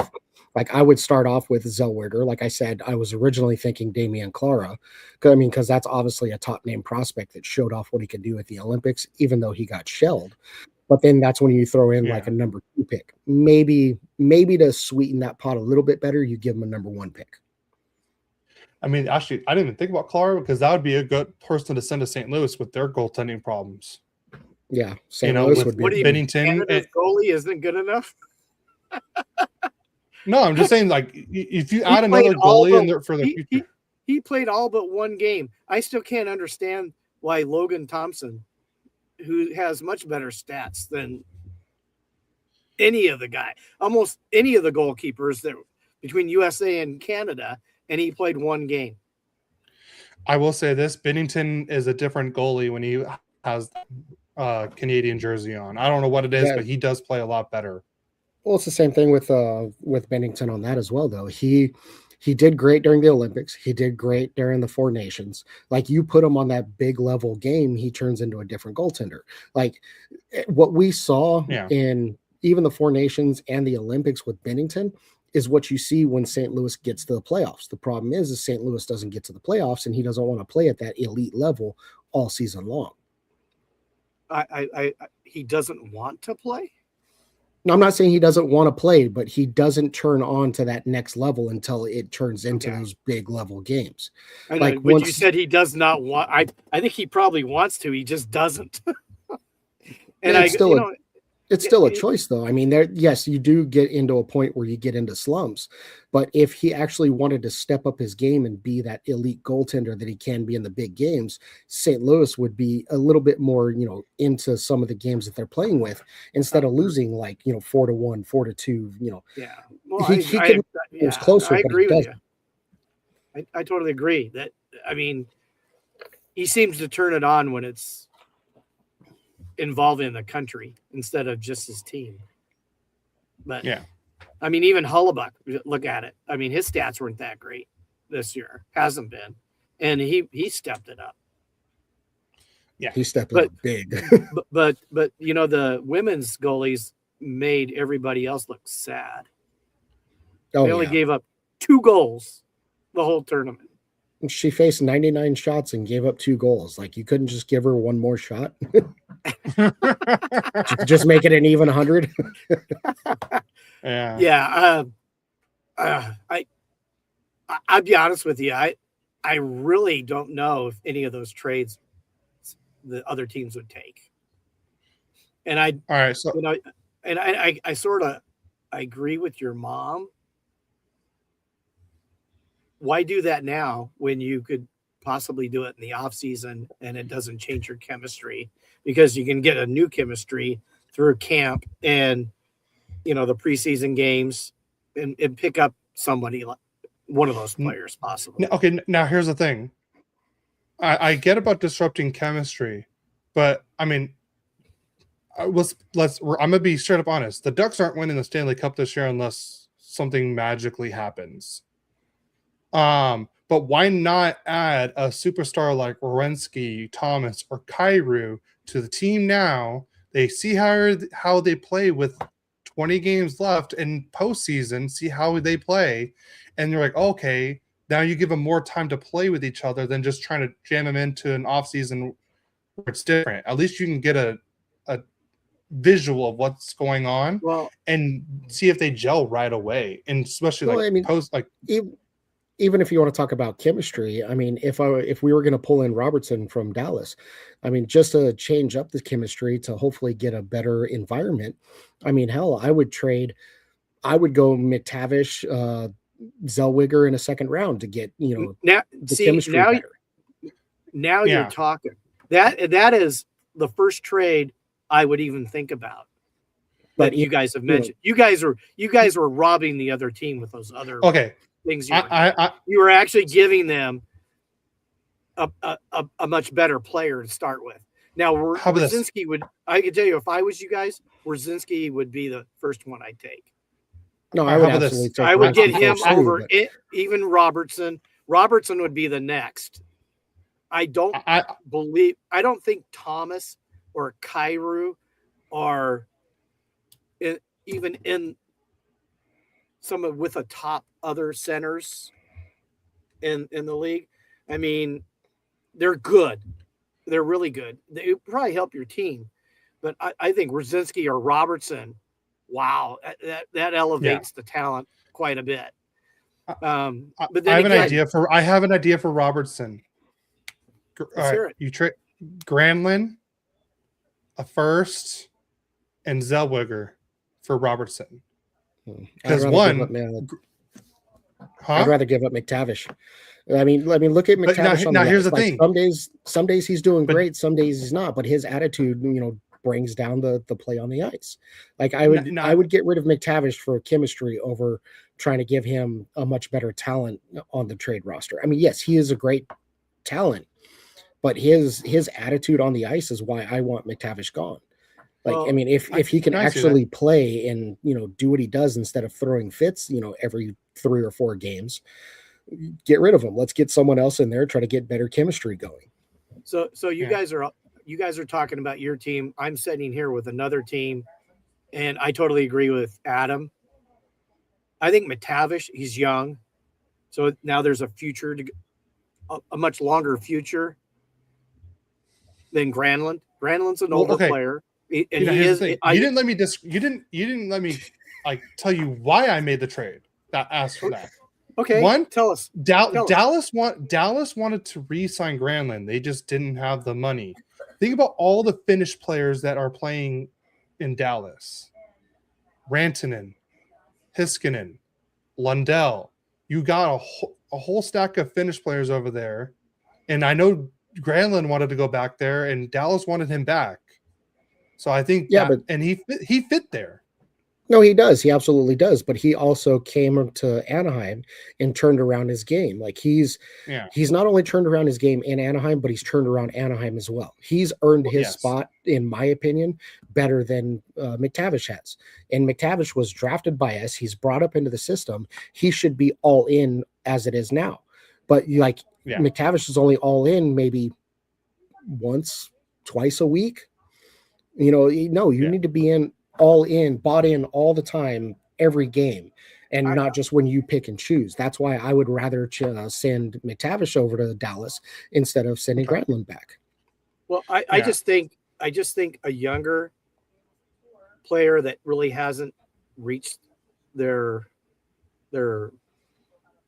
peak yet, that could be there for a long time, would be better than an older player they already know, who he played well there, but he has definitely played better in Anaheim than he did in Dallas last year. Yeah. I mean, if Granlund goes back to Dallas, it's going to be a sentimental trade. Like, obviously, if we give up Granlund, they're going to expect us to give up McQueen as well. Where at least we try to go with a younger core and we give them, say, McTavish and, say Zellweger, they have a younger future than Robertson does. And instead of you giving them Granlund, which is on the downhill of his career. But yeah, if we tried to make that trade for Robertson in Dallas, and we give him back Granlund, we're going to have to give up, McQueen. I think that's a minimum. Even with the McTavish and Zellweger, I think you're going to have to give at least a 2nd or 3rd round pick too. Honestly, just to get the trade done, I would give up McTavish. I would give up either Zellweger. I'd prefer to keep, Minchukov, but I would give up either Minty or Zelly. And then, honestly, I would throw out a number 1 draft pick just to make sure it happens. Okay, now you're talking. Now you guys are being real. But that's just me trying to get rid of. But that's just me trying to get rid of McTavish. Well, okay. So now, would you same trade for Robert Thomas or Kyrou? No. Like, so say Robertson doesn't want to leave Dallas. Okay, I would give up McTavish and Zellweger, and then at that point, probably a third round, Clara. maybe a fourth round. No, I wouldn't even throw Clara in. Now, there. would I'd you give do him- McTavish, Clara in a second for Thomas? Probably a third. Because Thomas is so not Clara. I mean, I could do the Clara in with that trade, but with Clara being a top level prospect, McTavish having the ability to step his game up, I wouldn't give him anything higher than the third round. Yeah. But we have breaking news for the Kings right now, Dad. Forward Andre Kumiko underwent successful surgery to repair a torn meniscus and has been placed on IR. He is listed as week to week. And defenseman Angus Booth has been recalled from the Reign. Oh, we're going to bring up a young guy. I like it. How are you week to week on a meniscus surgery? On a torn meniscus. Well, I know you're not week to week on that's that from the King. It's from the LA Kings Twitter, so it's their post. What you have to realize, week to week means it's probably going to be a minimum of 3 to 4 weeks, probably more like 6. He'll be back like beginning of April. If he's lucky. I'm just saying, if he is, there have been people who have come back pretty quick from a meniscus surgery, and others that don't. So it's all speculative right there. So with this, there's only one player you can really, the Kings, I feel like, can really trade away right now to maybe get anything back right now is Corey Perry. He's the only one that's on an expiring deal now. Unless you trade Kopitar.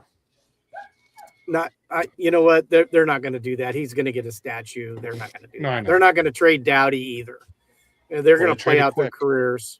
The only way they're leaving is if they force their way out. Yeah, and that could happen. I could see. But what about Corey Perry? I don't have a problem trading Corey Perry. Yeah.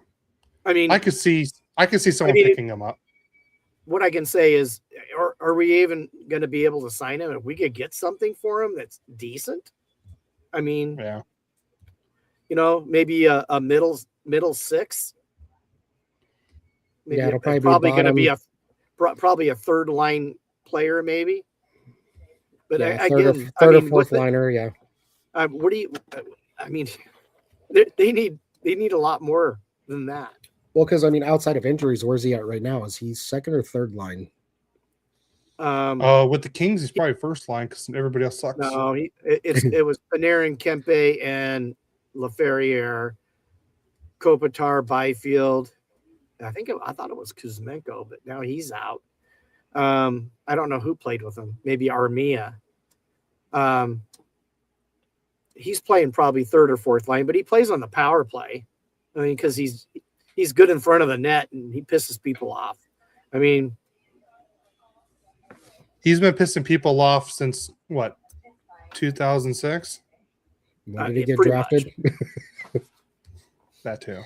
I meant in the NHL. But all right. So Adam, you wanted to come on and talk Olympics. I was just bragging about our boys. Yeah. No, I mean, I wanted to kind of be a part of that. Like, it was obviously me being a veteran, it means a lot to me to see the U.S. hockey team, especially since I play hockey as well. And I mean, I think that game added probably 20 years of stress onto my heart. So we'll see how well that goes. But yeah, I mean, it was. Did you hear what I said earlier? When I was watching the game, I was like this, like this. I thought I was gonna end up looking like my dad by the end of the game. Oh, I was on the edge of my recliner. I don't think I've ever pulled my hair like so much watching the game. Yeah, I definitely had a lot of choice words during that game that we can't repeat on this podcast. I had to be very quiet because my wife was still asleep, and if I would have woke her up, I wouldn't be here. I was lucky. Mine made me wake her up to watch the game, but she didn't come in until the second period, so I had to be quiet for the first period. Yeah. I set my alarm. I woke up at 5 and I just walked into the office and I closed the door. It's the benefit of me working overnights. I was already awake. Yeah. But yeah, I mean, there's just every. I'm normally up at 5 o'clock on work days anyway, so it's not unusual. It's not too crazy for you, but no, I mean, it was. Go ahead, Gary. Go ahead, Adam. No, you go ahead. No, I was just going to say it was a great Olympics. They had a lot of really good games. I mean, who really thought Slovakia would have done what they did? I mean, they had a chance to almost take out Canada and even Czechia, but obviously Czechia had the biggest chance because of Dostal, back there in net. But overall, I mean, I think bringing the NHL players back to the Olympics was great for it. I mean, I feel bad for Czechia having 6 guys on the ice. That helped. I mean, it really didn't. If you look at it, the play was developed before. It's not like all 6 players were in the offensive zone, working the puck. Yeah. Now, okay. Now I got a question for you guys. Now there's 6 players on the ice and everything during that goal. Do you know how the plus minus works for that? No, I don't. If there's a mistake on the ice where they had the 6 players on the ice, obviously for the goal, just give it to everybody. I mean, you can't really you can't really penalize. So are you talking on it? Are you talking on the both sides? So do all 6 players get a +1 if they score a goal? So I mean, so here's the answer, so give it to us. I do know that. So here's the answer. The last person on does not get a plus. So the 6th guy that came on, or the last guy, he's the only one that doesn't get a plus on the goal. I can see that. That was the official ruling. I think it was Jeff Merrick. That's one thing I love about listening to Jeff Merrick's show, is just because he always thinks about what if they did this, what if they did that, and then he kind of knows the rules. I do like his out of the box thinking that he does, and it really helps. Yeah, I've missed that on 32 Thoughts. I mean, not that the other guy doesn't do a good job. Was it Kyle? I think he does a good job with Elliot on that. But Elliot and Jeff were just incredible. Peanut butter and jelly. Yeah. Yeah, I know. But I do like listening to the Jeff Merrick show, the sheet and everything. I just like his out of the box thinking. It really really gets you thinking about other things in the game too. But what else did you want to go over about the game? Well, it was Destiny, Adam. By the way, guys. Destiny. I can believe it. I mean, well, you think about it. I mean, it was 46 years to the day that the Miracle on Ice happened. And honestly, as soon as I saw the teams warming up and I saw Canada in red and the USA in white, and I was like, oh, here we go again. I thought the exact same thing. I was like, I was going to say the Miracle 2.0 in progress. Well, I mean, that's what I was thinking. It was a perfect setting too, because Canada was the bigger, badder team, kind of like the Soviets were.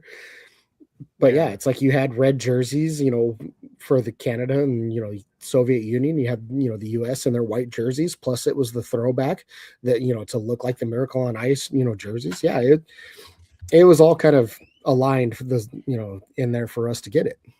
So how do you guys actually know who USA played in 1980?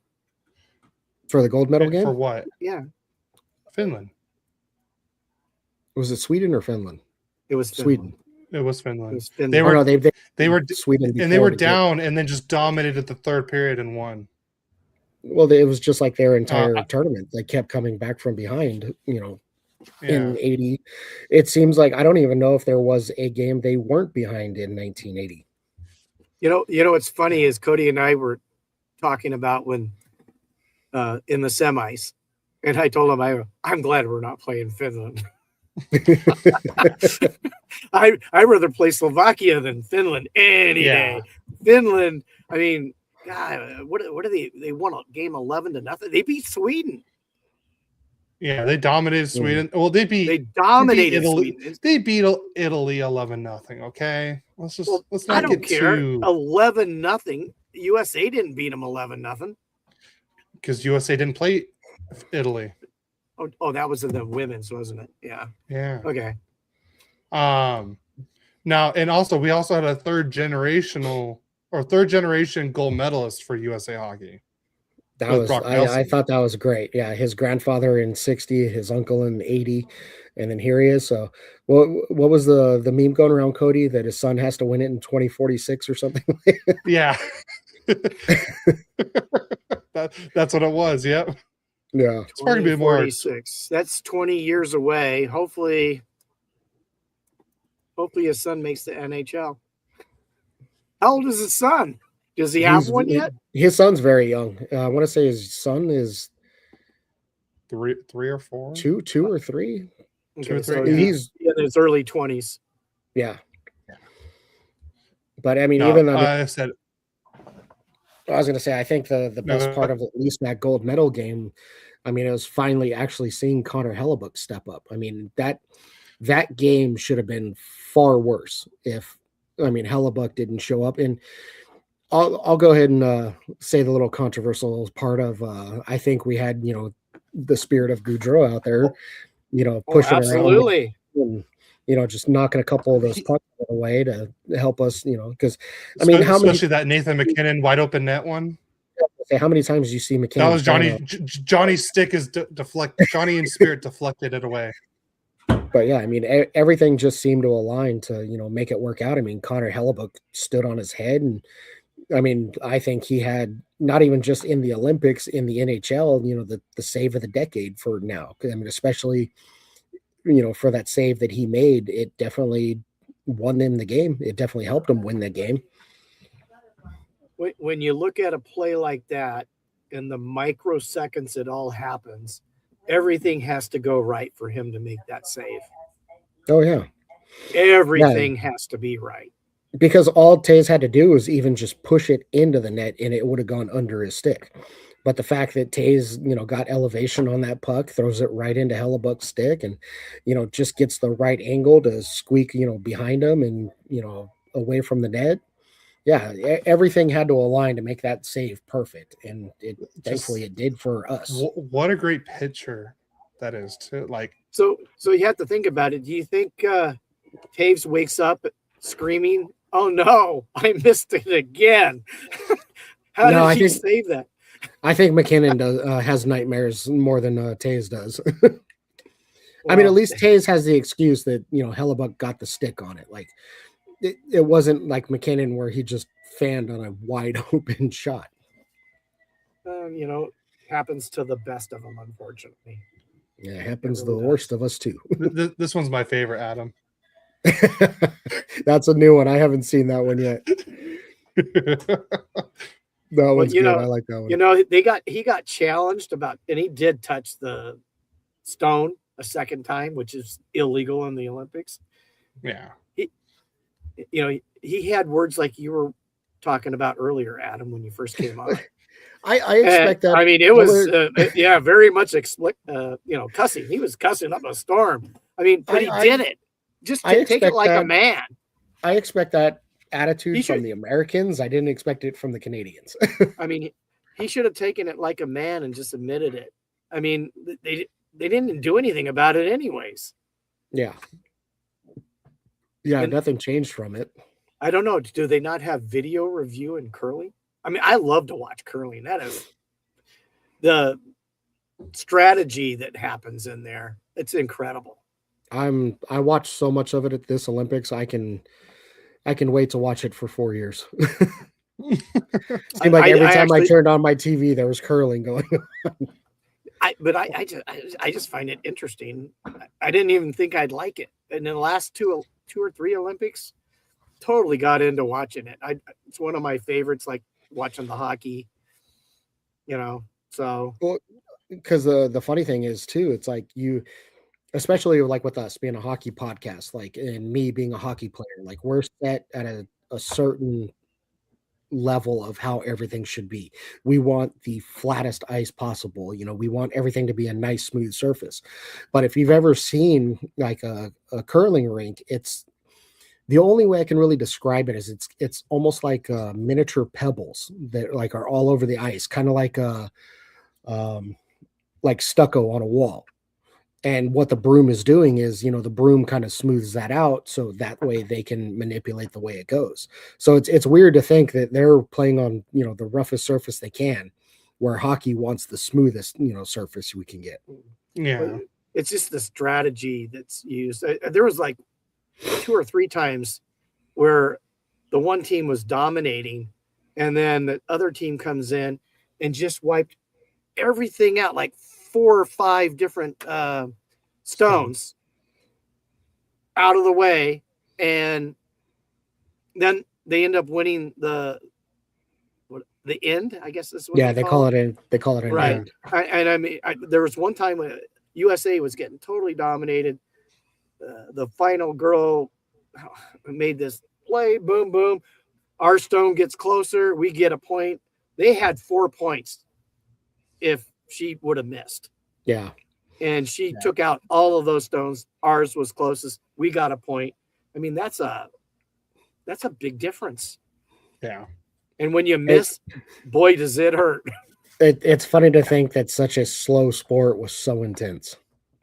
It was very intense. And I never thought, I remember as a kid, I never, or not as a kid, because I don't think they did it when I was a kid. But, the first couple of Olympics when it was on, I go, curling? What the hell's that? Yeah. So I know it was the former Rams quarterback Mark Bulger started his own little NFL retired player team. I forgot who else was on it, but his own curling team. But we do have a couple of questions. More Ducks questions. This one he submitted last week, but we were already done with the podcast. He put, "Why is Strome still on the team?" And honestly, especially after last night, I forgot to mention Troy Terry did not play last night. He was he had an upper body injury, so the Ducks played 11-7 with Ian Moore playing forward when Ryan Strome is available. So I don't know what Strome did with Coach Q or whatnot, but is Strome a Duck by the end of the year or starting next year? Trade deadline, Fogle for Strome. Does it hurt either team? I don't think so. You think about it. I mean, Fogle finally played. He's been benched a while. Yeah, he hasn't been. We got Harkins, Johnston, and Washy playing over Strome, and Ian Moore was playing forward, and Strome is still up, being healthy scratched. So I don't know why. I just have a feeling he's going to be traded this deadline, and maybe just get more of a depth forward. Because if you're not going to play him when he's fully healthy and you lose Terry and then you go 11-7, there's something up with that. Yeah, he could be, just slumping worse than usual, and Q is sitting him out to either let him work on it at practice or at the same time they could just be keeping him healthy for the trade deadline to get him out of here. Yeah, just the thing that has me baffled is I don't think he's played bad. I feel like he's actually played better this year than years past. He may not be getting the points, but he's making better plays when on the ice this year than he has in years past. Yeah, but I mean, even though Coach Q will let the boys play and figure out their own mistakes, I mean the points are still a factor. If you can go out there and take 40 shots a game, but if none of them go in for 2 weeks, what's the point of putting you out there? I mean, Harkins isn't putting up points and stuff like that. But I know comparing Harkins and Strome is stupid, but Harkins is playing more. I like Harkins' game, so I'm not going to complain about him getting more time. But because I do like what Harkins brings on the fourth line and stuff like that. But I feel like if you put Strome in there, he could probably do the exact same thing because he does play that similar style. Than Harkins. But Harkins, and I think he's a better. Harkins has actually proved himself in the grit of working. What? I just saw Adam's. I didn't see this comment. I'm as pretty as a garden gnome. I know that. Oh God, I love that, Adam. That was great. That was only like an 45 hour minutes ago, ago. Gary. I know, but I didn't notice that one. I just started Oh, going. Well, you guys were talking. I was looking, seeing if there's anything new, and then I saw that, and I go, I missed that. That one. I wish we just Cody, that when it Cody happened. even put it up on the screen. yeah. I might have turned my head. I did not notice that. Oh, that's awesome. Well, as I was saying, Harkins has proven his grit to be on that fourth line. He, has the toughness to be on a checking line. He grinds it out. He plays that, he almost almost plays a 200-foot game like most centers could play, where he'll get back, he'll back check, he'll get nitty gritty in the corners and along the boards if he needs to. But I just don't see that out of Strome. Yeah. All right. Like Next question. Oh. Well, I was going to say, like, Strome seems like he's just kind of lazy on the back check. Like, he doesn't, if you're not in the offensive zone, he doesn't really care to make that effort to get back. Yeah. So, and then similar question, just different player. Is what should the Ducks do with Frank Vetrano? So Frank Vetrano's been on a personal leave because his brother passed away this last week. I forgot to mention. That's what I forgot to also put in the notes. I think he had. I want to say it was a brain cancer. Passed away this week. So that's why Frank Vetrano. He's healthy. But with something like that, I think we need to just kind of let it be. Let him work. Frank Vetrano, I wouldn't be surprised if he's not. Cody, you're freezing. You're freezing a couple times. You're turning robotic. Yeah. As he freezes, as we tell him. You're quit staring at me like that. No. There, is he back? He moved briefly. I was having issues where my now he's in slow motion. No, you're in slow motion. Oh, that's funny. Your audio is great, but you're in slow motion. Is that better? Is this better? That's working. I don't know what's going on. Well, I was going slow, but I'm like, wait, is it me or is it? All right. So it's been a really bad week. Thanks, guys, for making me laugh a lot today. Oh yeah, this was a complete shit. I mean, it's just that. That was awesome. I mean, that Adam, your comment, I just loved it. I mean, you're telling me that we'll look at all the good talent we have on the goals. I know I got to do a goals report soon. Yeah, we haven't really done anything in the AHL here lately. Maybe we'll put that on the card for next week because we're really approaching 2 hours right now. Yeah. So, I mean, those were all the questions we had, Cody. Well, yeah, it's what the Ducks should do with Frank Vetrano. I wouldn't be surprised if Strome and Vetrano are no longer Ducks before next season. Yeah, I mean, Vetrano, honestly, there's a potential that he could be gone at the end of the season. But, I mean, with the unfortunate event of him losing his brother, I think they're just going to kind of let him be and work through his grief at the moment. And then worst case scenario, probably just move him out at the end of the year. There's no reason to make his life even worse now that, hey, unfortunately, you just lost your brother. But also, we need you to pack up your stuff and go to another team. Yeah. That would be a slap in the face, guys. Yeah. Yeah. And I think the Ducks are more classy than that. I would like to think so. I would like to think so too. But that's what I'm saying. Strome, I could see being traded at the deadline. If not, then for sure before in the off season. Frank Vetrano, I think, is more of an off season trade. Yeah, definitely.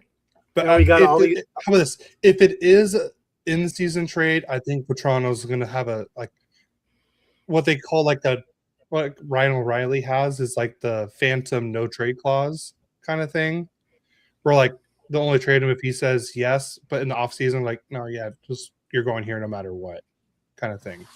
Yeah, I could see that. I could see them ask him if he wants to go. Vetrano for Fogle. I'm trying to get rid of Fogel right now. I would rather I keep could- the Toronto than Fogel. One thing Higher than Fogel does Fogel. have is he has that grit and that bat. I was going to say something earlier. It's just like soccer. You have to win the 50-50 balls to be a good team. You have to back check and check in hockey. And if you don't do that, you're probably not going to play for long unless you're like a guy like Ovechkin who scores 900 goals. Yeah. You know, or you have all the assists in your offense makes up the difference. But then again, every team that has everybody doing that, usually they're winning playoff games, and you know, only one can win a Stanley Cup. But most of those Stanley Cup teams are. I mean, Florida was very good at checking. Yeah. When you have But I mean, Bennett, I know- Marchand, and now we- Kachuk. Well, now we have two nicknames for Adam. You know, Captain Chaos and Adam the Gnome Brawl. The dome. We need good nicknames like that. You come on, Adam. You get all the good nicknames. I'll stick with Captain Chaos. Yeah, It I don't does- blame you on that one. That does fit you, but I just thought I'd throw the other one out for fun.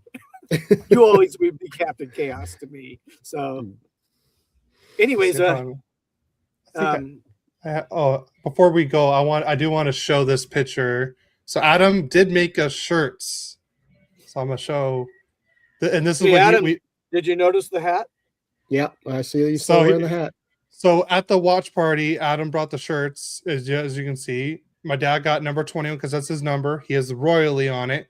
And Adam was smart, and he did it in the fonts of the team. So you see his with the Chaos number 32, and I'm quacked with because my number's 12. So And Yes. I'm the only one wearing my shirt today.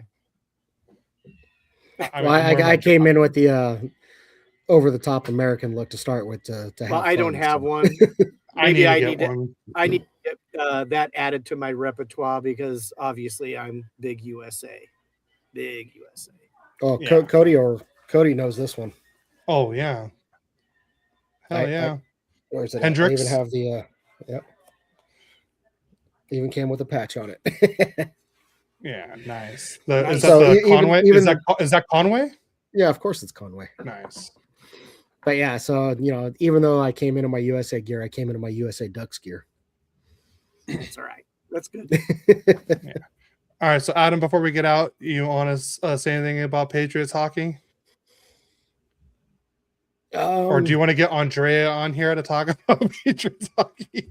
Actually, I think she's on a phone call dealing with Patriots hockey right now. But Okay. right now, not at the moment. I probably might have something for you guys next week, though. Next week, So because I know chances are- the state classic got announced. I saw. Adam, so you already know we're probably gonna be later in the day next week.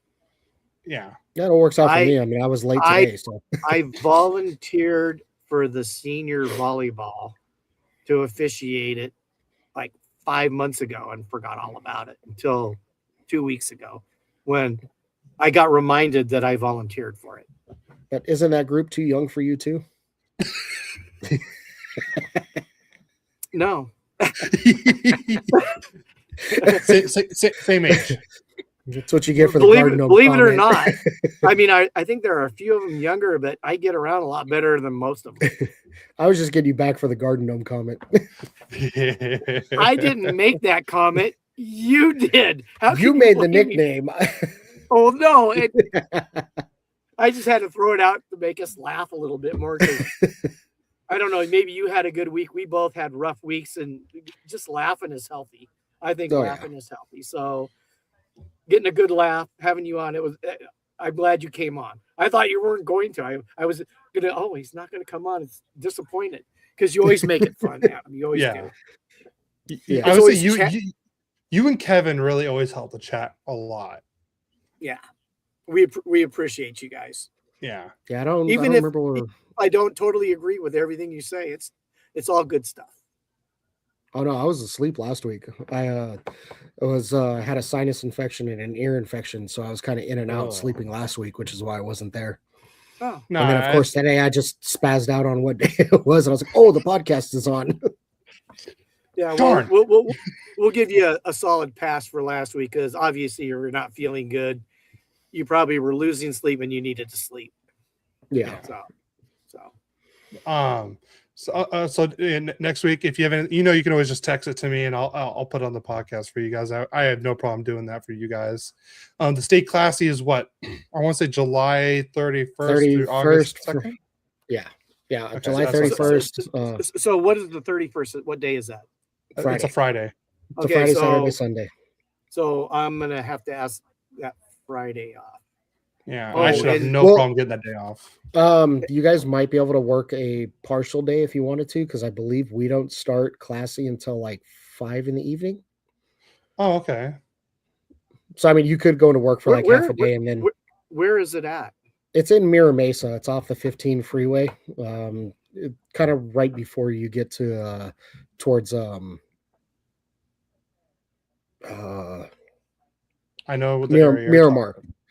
Oh, Miramar. I know exactly where that's at. Also, want to, if you didn't know, Cody, I know it's your anniversary that day. yeah, you're going to come with us. You're going to have fun at that. We had so much fun at that golf tournament. I mean, I was so nervous that it was going to be weird, but I had so much fun. I'm more prepared for the mic situation this year. I'm more prepared. I got wireless mics, especially since a certain someone shut up. Royally Spiled does not know how to work a mic. I was going to say, did you just get a mic stand? No, I got wireless ones, so each person can have their own mic. So it's not my dad going, so which team do you support? And then he looks and asks him, and he saw the mic in front of him instead of. You're not making any points with the old man right now, kid. Hey, as long as I make points with mom, I'm safe. But I was trying to say something. Your sister, brother-in-law, and niece and nephew are going to be coming out sometime in July. Okay. Now you told me or maybe it might be early August. I'm not really sure. Okay. But if they all come, maybe we'll have some fan support with family there. Yeah, that'd be fun. I'm gonna ask. I'm gonna ask for July 31st off. Anyways, I was gonna do it anyway. You said those games start it is later, our anniversary. Right? What? What's that? On Friday we always start a little bit later. Okay, yeah, 5 o'clock. I don't get off till 7:30. I guess I could leave early, but I'd have to leave to go to San Diego. It's gonna take me an hour, maybe 2 hours to get down there at that time of day on a Friday. I mean, obviously the Friday traffic, you'll have to leave a little bit earlier, but yeah. Yeah, I'm going to probably just ask for the day off. Is Friday the main day we need to go, or is Saturday, Sunday better? Probably. Or do you want to get back to me on that? It kind of varies. I mean, obviously, like a lot of people are there mingling, having a good time Friday night because, a lot of the same teams do this tournament every year because it's so much fun and we love it. So we usually kind of like reminisce and hang out and have, fun times on Friday. Saturday is usually a full day of tournament play where you get a lot of the teams together, and that's where a lot of the chaos happens on Saturday. And then Sunday, it's kind of a little bit of winding down because you're working into like getting into championships and stuff like that. But overall, I mean, the entire weekend is always a blast. It's so much fun to be there for the entire thing. And I mean, if you guys want to focus on certain days, I would probably say probably Saturday and Sunday. But, if you could be there for all 3 days, that'd be awesome as well. Okay. Well, we are a hockey family. Yeah, and the Stay Classy tournament, it's such a different atmosphere. It's more of a smaller tournament, so you get a lot of the same people that come back every year. It's a lot of fun. Like you guys met Max at the golf tournament. Max has his team that's going to be there. A lot of the Patriots that you got to meet at the golf tournament, they're going to be there. We just won't be under the Patriots banner because we at one point the Patriots used to sponsor the tournament, so they didn't want to have a team in there as well. Plus, there was other issues that happened one year that I'm not allowed to mention, but I was not involved in that one. But yeah, so we don't have any Patriots teams in the tournament, but Patriots are always there, and we have a lot of people represent. Yeah, I'm playing. I have my own team. My team, name is actually Dim Bums. I took the Dodgers theme and made it into hockey. Oh, I've seen those uniforms. I think when you and I were discussing jersey, you showed me those ones. I remember those. Yeah, I showed you. That's where the place I showed you all the jersey designs is where I got mine through. So yeah, So we ended up talking about Patriot hockey, anyways. Yeah, that's true. But yeah, my classy team, like we have it says Dim Bums across the chest, and it has the Dodger D for Dim, but then it has the Brooklyn B for Bums. So like I was kind of like, integrating the new with the old, and the only thing I think I want to change is the shell design that I used was Toronto's shell design. I might try to get away from that and make a better jersey design. Oh, cool. Yeah, because we still, in the 3 years that the Dim Bums have been a part of Classy, we still haven't won a championship yet. So I think I need to get rid of Toronto. There you go. Well, you should have realized that before the first year. Come on, Adam. I was trying to bring better vibes to that style of jersey, but it's obviously not working out. I could have told you that. But all right. Anything else, Adam, you want to add before we get out of here? Nope. Okay. Well, Dad, you have anything? I'm good. No. All right. Well, everyone, please don't forget to go follow Patriots Hockey on all social media. And like I said, ask for those days off, the July 31st through August 2nd. Go check out the Stay Classy tournament. We'll have more information of where everything's located and everything. I'll put that on social media. I'm pretty sure Andrea or you will send me something on Instagram, and I could post it on there too. And then everyone, please, if you're listening on the audio side, hit the download button. Don't forget to leave a rating review on Apple and Spotify. It would really help us out. Gets the podcast out there, more people will see it. Also if you're watching on YouTube, hit the like button, hit the subscribe button if you haven't done so already. And comment, tell us what you want the Ducks to do, who they should trade for, what kind of trades would you do. I know it's a little too late to put it ahead, but for next week, but at least we can see what kind of mock trades you guys can come up with. Why are you laughing at him? Let us know how long you want to extend Hiller for as well. Yeah, put that in the comments. Are you firing him or extending him, Kings fans? Have you seen Frankenstein ever, Adam? There's multiple variations, but yeah, I know the gist of it. Well, the whole village is going to be after Hiller.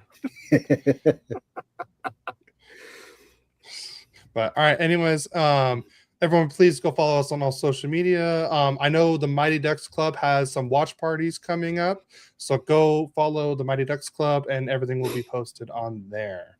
There's like 3 different watch parties in 1 week in March.